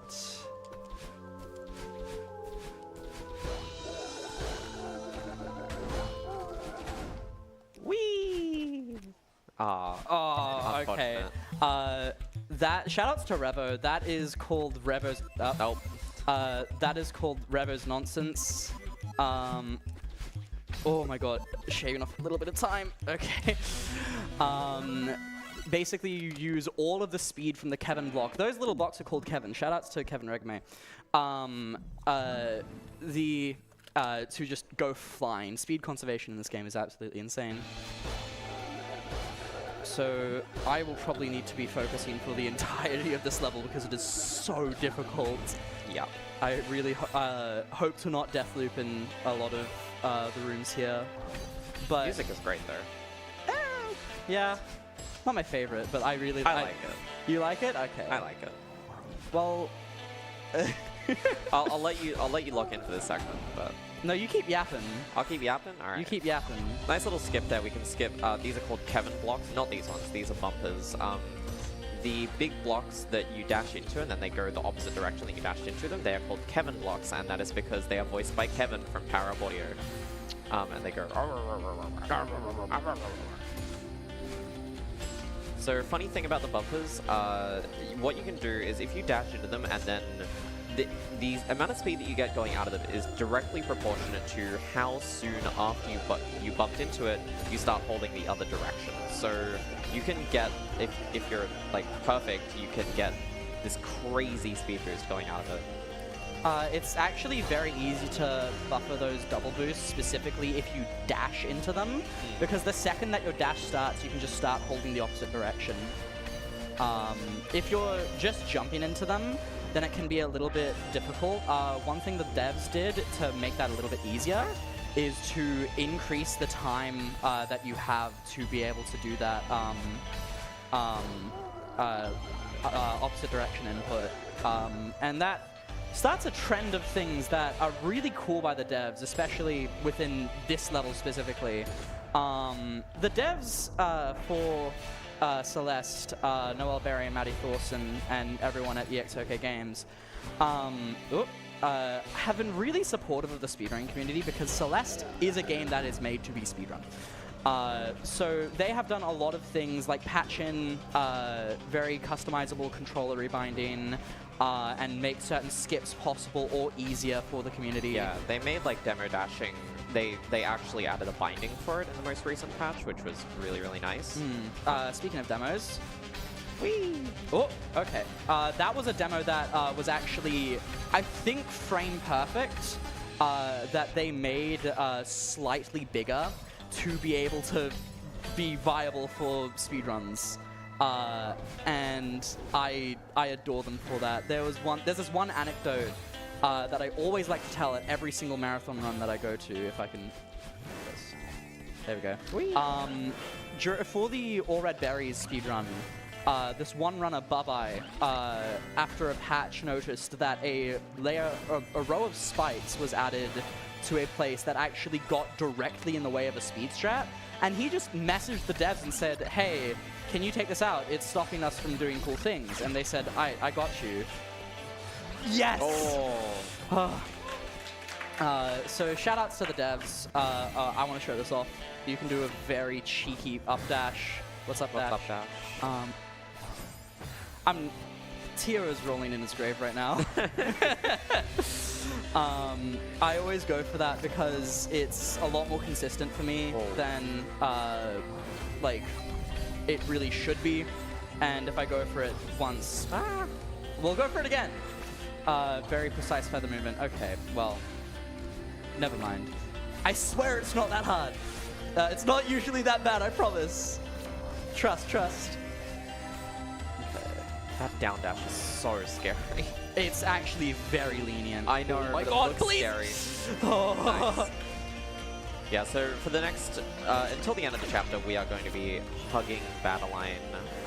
With sass? With sass. Oh. But she doesn't like hugs very much, so she shoots lasers at us. She's not very nice. Okay, I'm not gonna... Normally you can... Battlin's fireball projectiles will spawn, like, very late after she actually shoots them. So you can actually very easily, like, hit Battlin the second she sends out a... Oh, I didn't do my neutrals. No! My lineup! No!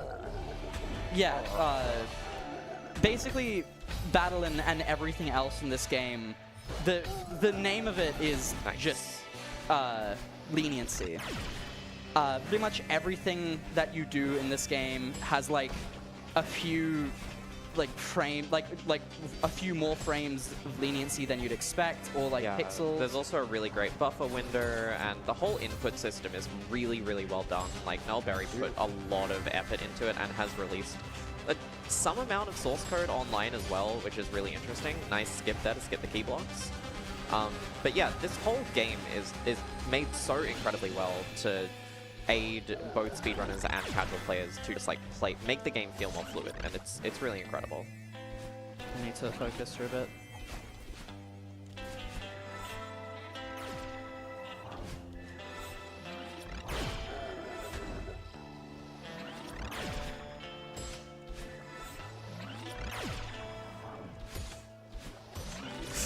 Oh, final room here. Whee! Okay. Huh? Alright. Nice. Oh. Okay, so I have a question for you. Yes. That's the third heart. That's the fourth heart. You didn't get the one in City. No. So you get 2 B-side hearts and you get 3A and 4A. At least I think I hope I did. You got. So you're just lying to me. No, you're my just bad. telling My lies bad. and spreading misinformation on the internet for fun. I love lying on the internet. Hey, it's been a long day. I trust my routing. I can count. So this is Summit. This is the final exam of the game. Also, I think, God, there's just so much in this game that is so difficult. At least in the speedrun. Okay, well, we're just gonna. Yeah, so after chapter 6, we are given 2 dashes. So as a result, we have kind of fallen down the mountain, but we're trying to get back up with the help of our new 2 dashes. Nice cheeky corner boost there. That's really nice. So this chapter is basically a combination of all of the previous chapters' gimmicks rolled into one massive, really long level. Oh! Okay, that was like a frame-perfect cutscene skip. Oh if Battlein and Madeline don't split up there, then you know that you've cut it really close, and if you skip the cutscene like a frame too early, then okay, you retry and have to do the entire room because the skip cutscene button and the retry the room button on top of each other. Yeah. There we go. Oh my god, I'm trying to commentate over this. You're doing great. These are traffic blocks. We saw it very briefly in Chapter 1. Oh my god, oh my god, oh my god. Okay. Yes, go on. We saw it very briefly in Chapter 1, but Layla's really fast, so it's fine. Yeah. But yeah, the end of each of these like segments are going to be ended with one like battle line orb here, and we have to do a cutscene skip. Yeah. So Badeline and Madeline split up there. If you do the skip cutscene on the first frame possible, then they won't split apart because the cutscene starts one frame before that. And normally it's always a bit of a heart stopper whenever you do that in a run. I'm taking the safe because you were one frame away from just having to redo the entire room, and it normally loses like upwards of 10 seconds. Yeah, those rooms are usually like the longest in the segment, so it takes some time. There we go. Dream block movement is so good. It's so cool. Also, doing a cheeky little up diagonal there. What's up diagonal with you? The idea behind that is that if you exit a dream block, it checks what your next frame collision will be, and if it is a dream block, you can just continue through, even if visually it doesn't look like there would be. And that's to check like if there's a wall, you will die. But because of that, you can kind of be a little bit lenient and like corner dash through some dream blocks that you maybe don't look like you should be able to. Okay. Nice. That is one of the hardest cycle rooms in the game. And this. Whee! Oh, no, okay. I'm gonna do the cool thing. Yeah, so that's a chained ultra. There's another one. Skipping those dust bunnies at the end. It's very consistent for me at this point. Oh my god, is it scary. Oh, come on. I was literally just about to say how really cool the wall bounces in this room are. Yeah, they and then are. I get completely cut off. Oh my god. This game just doesn't want me to have fun. Do we want to talk about what the next strat is called, or...? Yes, it's called Bounding Under the Terrain. Okay. I think, if I'm thinking of the correct one. I'm not gonna talk about what I've heard people calling that strat. We'll talk about it when it comes to it. Right now we're in Ridge. This is not as infamously difficult as its like individual level counterpart, but still this manages to be one of the more precise checkpoints in this level. Okay, that's new. Yeah, because like the wind feels like you're swimming through glue, basically, so it makes movement feel wrong, but otherwise. So we don't need the block. Whee! Nice. We don't need that block. We do not need that block. Also, this is a really cool momentum conservation strat, if I can do this. Aww. I was gonna retry for it, but you can do a neutral on the first frame that you're contacting the wall there, and just conserve all of your upward speed into it. It is a really nice stamina conservation thing. Strat, sorry. I'm trying to focus. Berries along for the ride. This berry will be coming with us.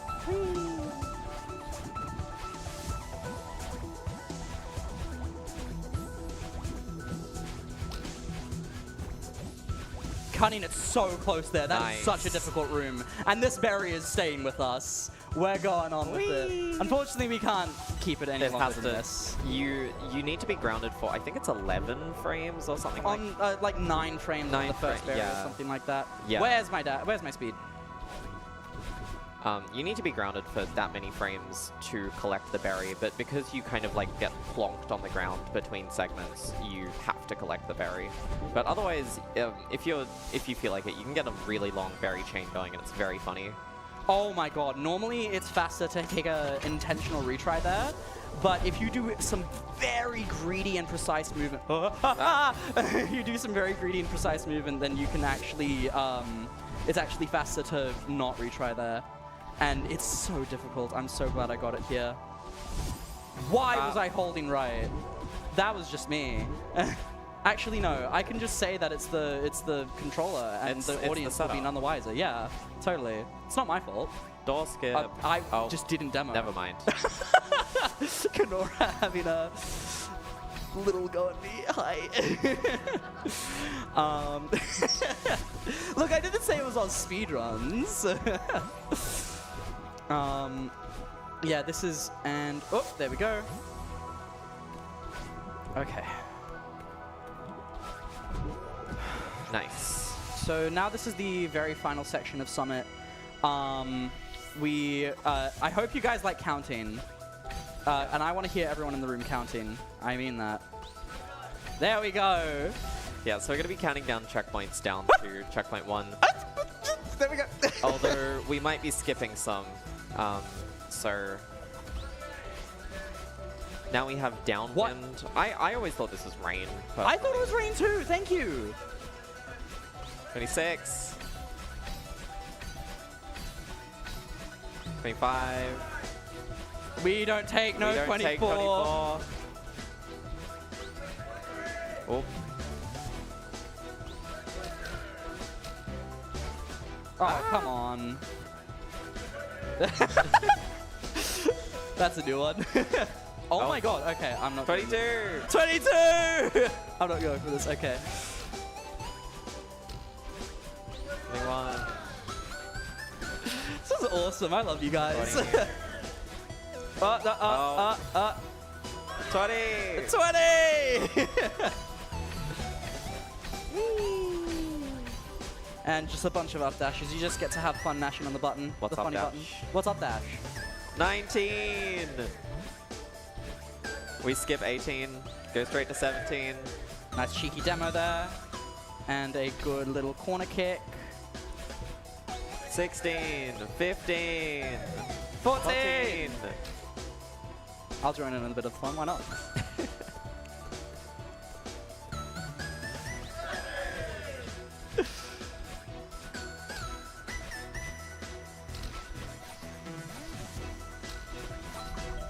And, oh, very precise dash there. Just do a quick little neutral to circumvent some platforming. And we're not getting it. We're not getting it. Very scary flag skip, but Yeah. we make it. It pays off. That one's really infamous for, like, greed. Yeah. If you Greed sickens me. if you greet it too much, then you just it's not a fun time. 6. Oh my god. Someone in the crowd is getting very passionate about this. Okay. 5. I'll get 5 for you. Normally you skip it. Oh, okay. Well, now I had to have gotten 5.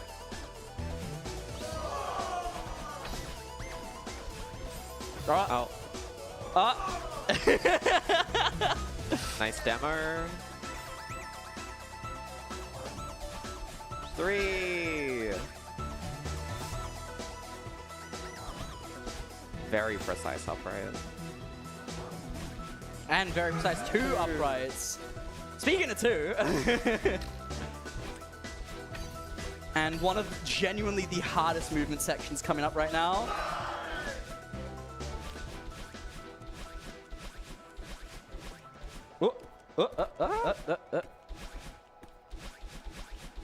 There we go. I love you all. So that's normally where any percent would end, but this is true ending. So we're going to skip through the credits. We're going to get this post-credit scene, which is going to be a little sad because we didn't really get that many berries, but We got 3. What, did you want more? Your greed consumes you. So here we're entering core, and the gimmick of core is that your dashes don't refresh when you hit the ground. What the hell? Okay. Yeah, so as you can see, Layla has to hit a dash crystal in order to refresh. We need 4 hearts here for this gate to open. Quick little cheeky demo hyper. Nice. Yeah. So basically, core, like I mentioned at the start of prologue, you will be seeing a lot of bunny hops in this. Yeah. Okay. Another no, cool I'm thing gonna- that we can do is we can conserve speed from outside the room. Like we can begin a hyper or a nice skips 2 sections.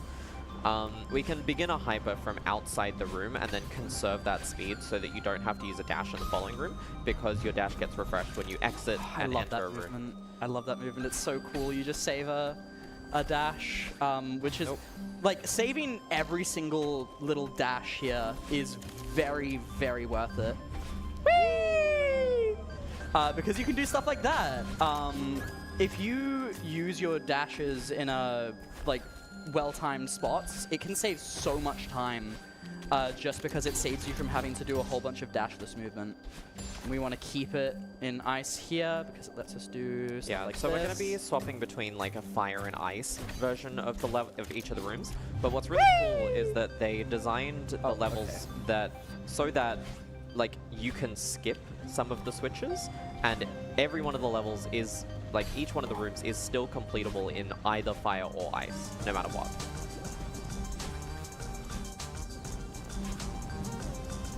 Oh my god. Okay. I will probably want to be focusing because this is some very precise cyclical movement that I want to make sure that I get first try.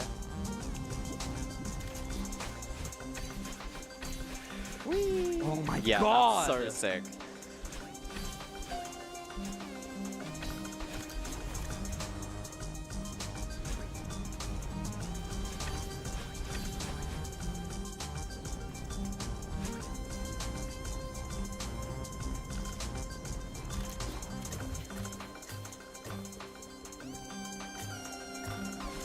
Nice. Save a dash so you can skip that.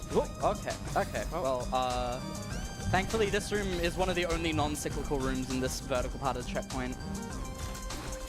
Oh, are you kidding me? I hate doing this death cycle. I mean, hey, this being the only death in this part of the checkpoint is pretty good. Yeah. Okay. There we go. That Nice. is one of my favorite parts of the level just because all of those rooms are so hard and it's very satisfying to do them first try. I was trying to... If you line it up just right, you can just hold right here. I know my directions. No, you shall not taunt me. Not on my couch. Oh my god. Get off. My bad.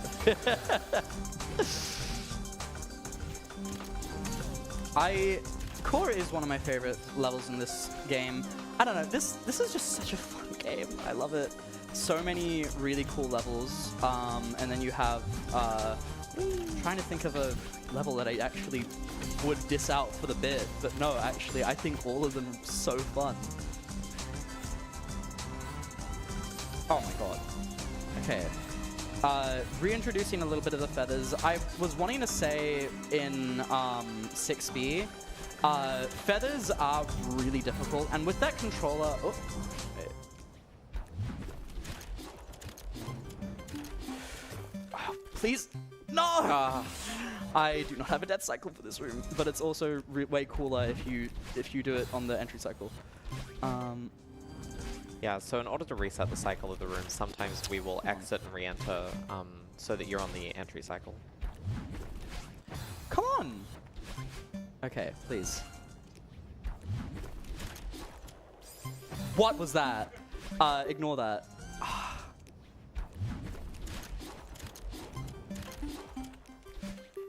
There we go. That's what it's supposed to look like, and it would have looked a lot cooler if I got that first try. Yeah, so feathers. The controller advantage in this game is actually I love falling! It's very minimal.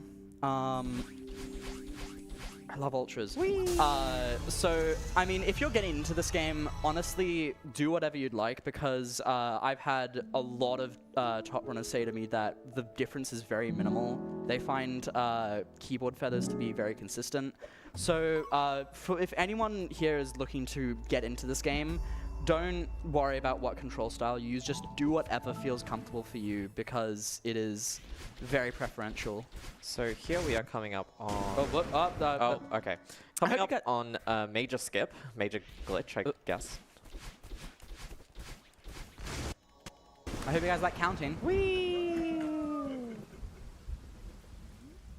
1, 2, 3, 4, 5, 6, 7, 8, 9, 10, 11. Woo!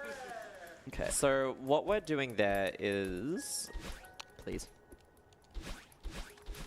First try! There we go. Okay, so that's a really difficult skip. I forget the name. DTS. DTS, there we go. So at the beginning of this chapter, normally your double dash gets taken away.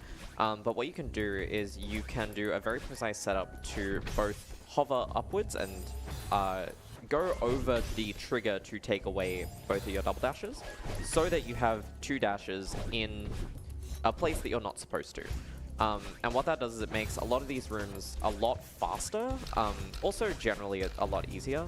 But it means you can kind of skip over a lot of the sections and... It's like this. That you're not supposed to. Also, lets us do this. Yeah, there's a little bit of space where you can just move above the spikes, where the spikes don't reach you. Yeah. And that is actually done like 3 different times in this chapter, so get used to seeing that. And DTS stands for Dash Trigger Skip, I just remembered. Yes.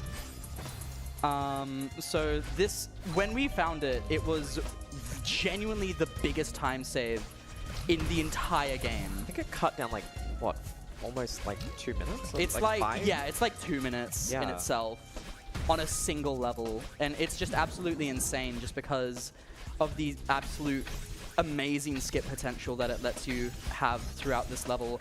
Unfortunately, oh my god! Oh. Unfortunately, it is not permanent. But please. Yeah, you will keep it for quite a while, but not through the entire level. Yeah, but the time that it saves, like the time that it saves beyond that, just in the first bit of the level is incredibly insane. And yeah, there is another skip coming up that is pretty interesting. And dev intended, as a lot of these things are. That is another cool part. A lot of the skips here are actually dev intended, and we know that they are dev intended because they made special rooms just for it. So we'll see it here, hopefully. Whee! Nice little ultra there. So we're going to bring a jelly up here. Oh, come on. I dashed really a little close. bit too early. So yeah, we're trying to bring that jelly upwards with us so that we can skip this whole area where we're supposed to unlock 5 locks. Oh, wrong way. That's always a really funny one. This is probably the most aggravating place for me to lose this much time in a run, but... Yeah, because you're right at the end. You're right at the end. Please! Okay. And also the reset movement is a little bit finicky. It's really easy and quick to reset though, so... And just try again. There we go. Nice. The resets for that take way longer without DTS because you flat out need 2 dashes, which normally these pink crystals are supposed to give you 2 dashes when you only have 1 temporarily until you use it. But we just have 2 dashes normally, so it's really easy. And shout outs to Lena Rain. This music is absolutely incredible. Yeah, so this was intended as like a DLC chapter for Celeste. It's completely free, added as an update after, I think 2 years after the game came out. Something like that. Yeah. A year, actually. A year, maybe. And yeah, it takes place after the game completes. Like, it's sort of an epilogue chapter, but it is by far the longest chapter in the game by an enormous mile. It's definitely one of the hardest. And Lena Rain wrote an entire album-length soundtrack for it for just this chapter, which is incredible, and it's really, really good. But yeah, it also like rounds out the story of Celeste quite nicely. Oh, like cheeky little coin grab there.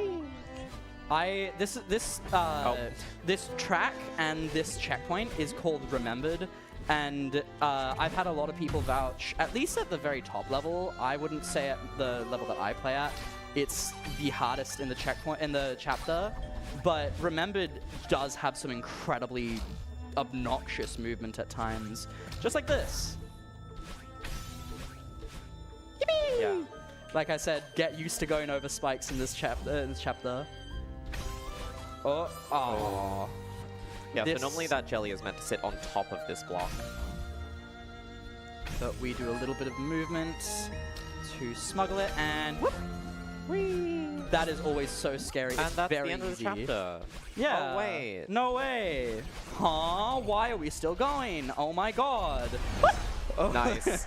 Yeah, so normally you need 15 hearts in order to access this part of the game, but we can just skip it. We can just go right past. And for those who are trying to do the maths, let me save you the trouble.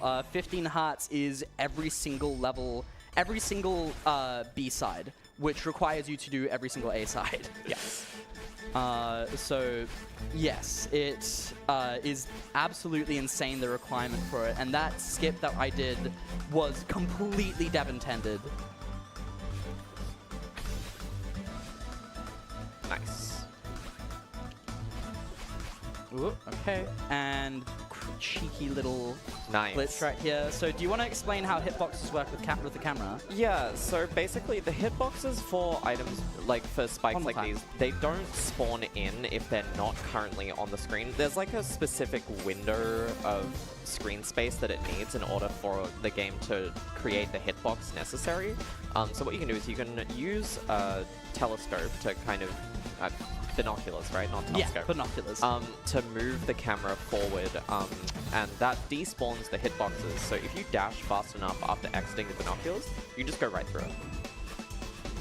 Not dev-intended, but fully supported. Yes. And is used not a lot in the TAS. It's only, I can only think of like 2 places. Yeah. Because outside of the binos, there is only one place where it saves. What on earth am I doing? There's only one place where it saves time. This is probably like my least favorite room in this checkpoint. I don't like it. You say that with Comb Room right here. My daily affirmation. Yeah, I will not that's deathloop true. to Comb Room. Oh. There we go. Nice. I almost. I jinxed you. No, I jinxed myself. I was about to say I almost deathloop to Comb Room. Tiny little wall that we can grab onto that. There we go. I almost deathlooped to Comb Room and all I got was this lousy t-shirt. And the deathloop to Comb Room, as previously mentioned. So normally we have to do a little bit of finagling to get a double dash crystal, but once again we can just skip all of that. Pretty much if the level requires us to get a double dash, then we can just skip all of the prerequisite puzzles that it sets aside for us to go and get that, because we already have it. What am I doing? That was supposed to be... Wow! Okay, that was an intentional down diagonal, but it was supposed to be an ultra. Okay. Like, movement like this with these single dash crystals, if I can, please. So these single dash crystals, if you already have 2 dashes to begin with, they will refresh both of your dashes. Yes. But if you're not supposed to have them, as previously mentioned. Yeah. The idea is that the dash crystal will typically reset you to your default state, which at this point in the game should be 1 dash, but because our default state is 2 dashes, the pink dash crystals just add a dash, but you can't add a dash to, like, you can't have 3 dashes. While that would be really cool. Come on. Trying to do a cheeky little demo here. Nice. That one's pretty hard, and I will give it 1 attempt. Yeah? No! So there's a hidden room there, just to prove that the devs like know what demo dashing is and like allow it as part of the game. You can actually, there's a room that requires 4 demo dashes in order to get through, and it is actually faster to do that. So it's a Taz only strat, more or less. No, the demos are actually quite lenient to do RTA, but It was initially a Taz only strat. yeah, when it was released, the devs explicitly made the demos like quite lenient gaps. So my least favorite room in the game. Oh my god. It's so satisfying when I get that first try because that is so hard and also so obnoxious to back up. But yeah, point being, it is technically faster to do the demo room. And while it is quite lenient for humans, the speed at which you're falling and like just inherent risk with doing it is just not entirely worth it unless you're going for like a lot of time save. Okay, this is a really cool sequence of dashes here. To do a hyper off of that quickly receding block. Okay. Okay. Okay, I tried to save it, but almost.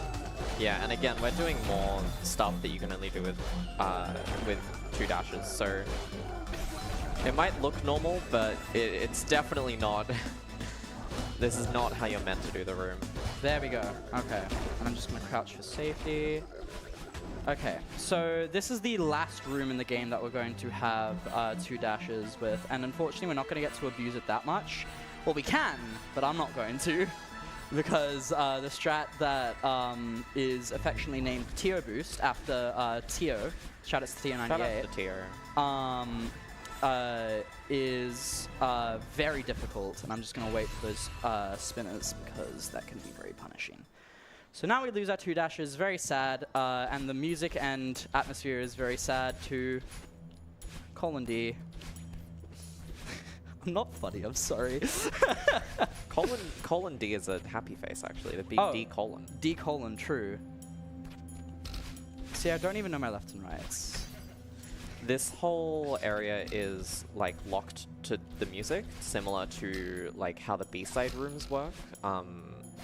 But instead of just having 2 different colors to work with, you have 4. Well, in some of the rooms you have 4. Not all of them, like this one. Oh my god. I love that cycle. So, another thing that we haven't mentioned yet, you might see Layla just kind of like going through spikes as if it's nothing, and the reason for that is because spikes only damage you if you are moving towards them. If you're moving away from them, spikes have no like reference to kill you. So what you can do is if you're moving away from spikes and you pass by a wall, you can actually jump off of this the wall even though there are spikes there. And that allows us to do some like interesting skips that you saw previously where it looks like Layla's kind of like jumping off of a wall with spikes. This is I've said it a lot, but this is my absolute favorite checkpoint in the game purely just because of the music and because of the movement.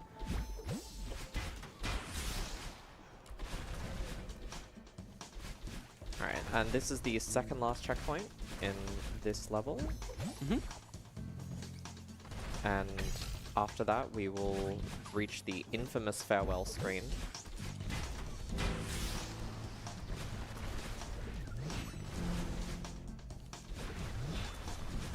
Another cool thing is that you actually don't need to... The bird will fling you forward and Madeline's orbs will fling you upwards. But if you can actually skip it, you don't need all of them in order to progress. And the game will continue onwards if you pass a certain trigger regardless, which would otherwise leave you soft locked. So it does, like, again, the game is very lenient with what skips you're allowed to do. Nice save. Whee!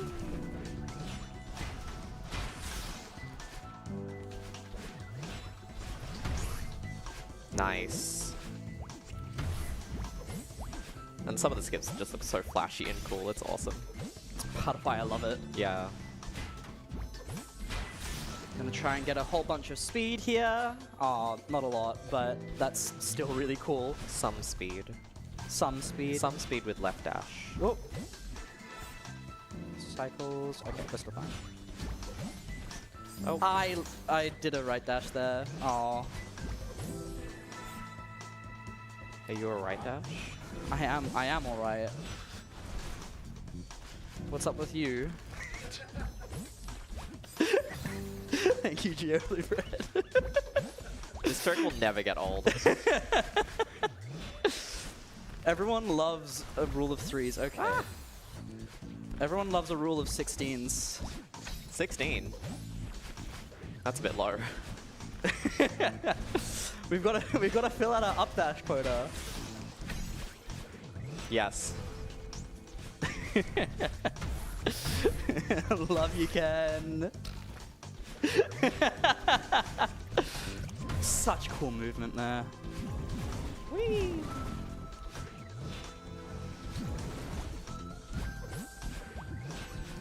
Yeah, so we skip a battle line orb there. Least favorite death cycle in the entire. Actually, no, that's not true. But one of them. Cool. Okay. I hate that death cycle. It takes so much time to back up.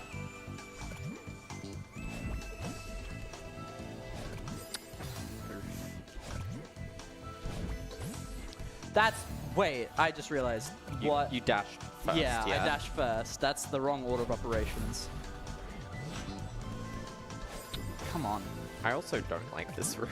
This room is fine. I really like this room, but I remember getting super stuck on this in the casual playthrough. And also the following room. If it's the room I'm thinking of. please. That's. I did it again. I literally never done that. I've never autopiloted that hard in this room.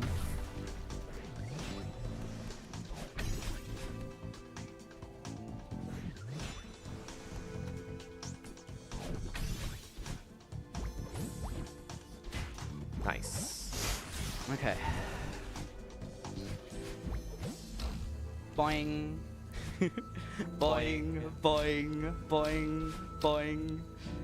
You guys are gonna get a lot of that in just in a second. Boing, boing, boing, boing, boing, boing, boing, boing, boing, boing, boing, boing, boing, boing, boing, boing. Boing. There we go. Okay. Boing. This is a really cool room. Oh yeah, Just this room really is cool awesome. movement. It's just like we're just making sure you know how to wave dash. Oh, love it.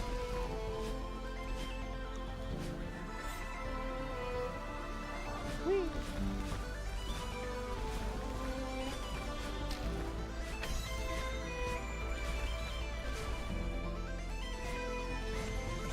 Skip the bird there.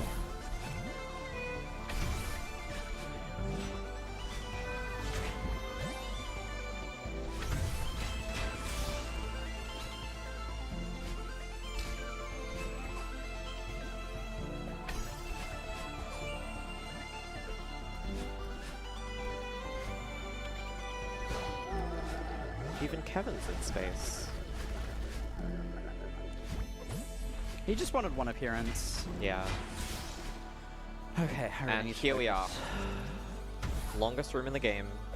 1 minute and 40 seconds. Yes. So lots of focus here.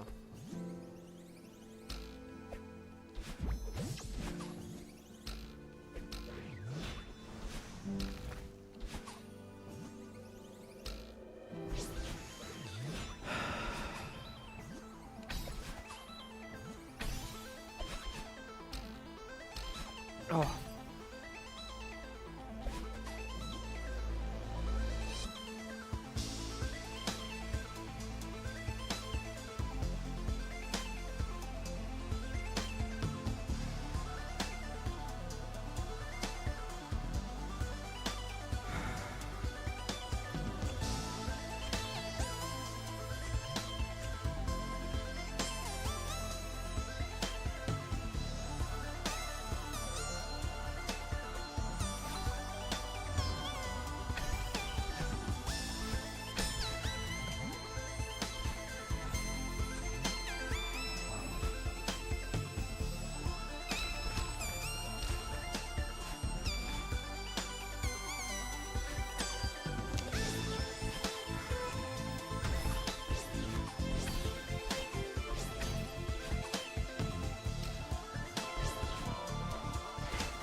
That is it. That is how you do it. Try. Let's go. Time is coming up. And time. That is how you do it.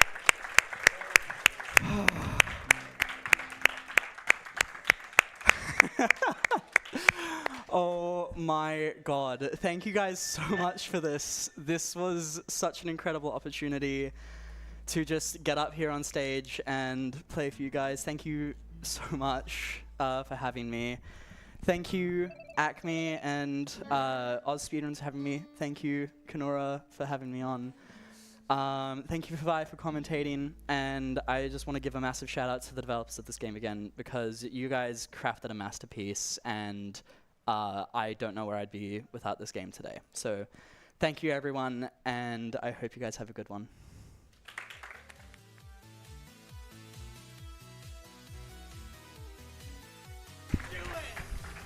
What a phenomenal set of runs we've had here today. That is the end of day one's afternoon session. Just letting everyone know that we do still have a feature evening session of Call to the Lamb any percent later this evening. It does require a separate ticket. If you don't already have a ticket, you can get it at the ACMI ticket desk. Otherwise, there is also the ACMI shop that also has some exclusive merch, including things from Hollow Knight Silksong that can be found very rarely, as well as other Celeste vinyls and much, much more. Please, thank you everyone for coming for the afternoon session. We'd love to see you again if you show up for the evening session, or even tomorrow's afternoon session around the same time. Different games, all the more fun. We love you all. Thank you so much.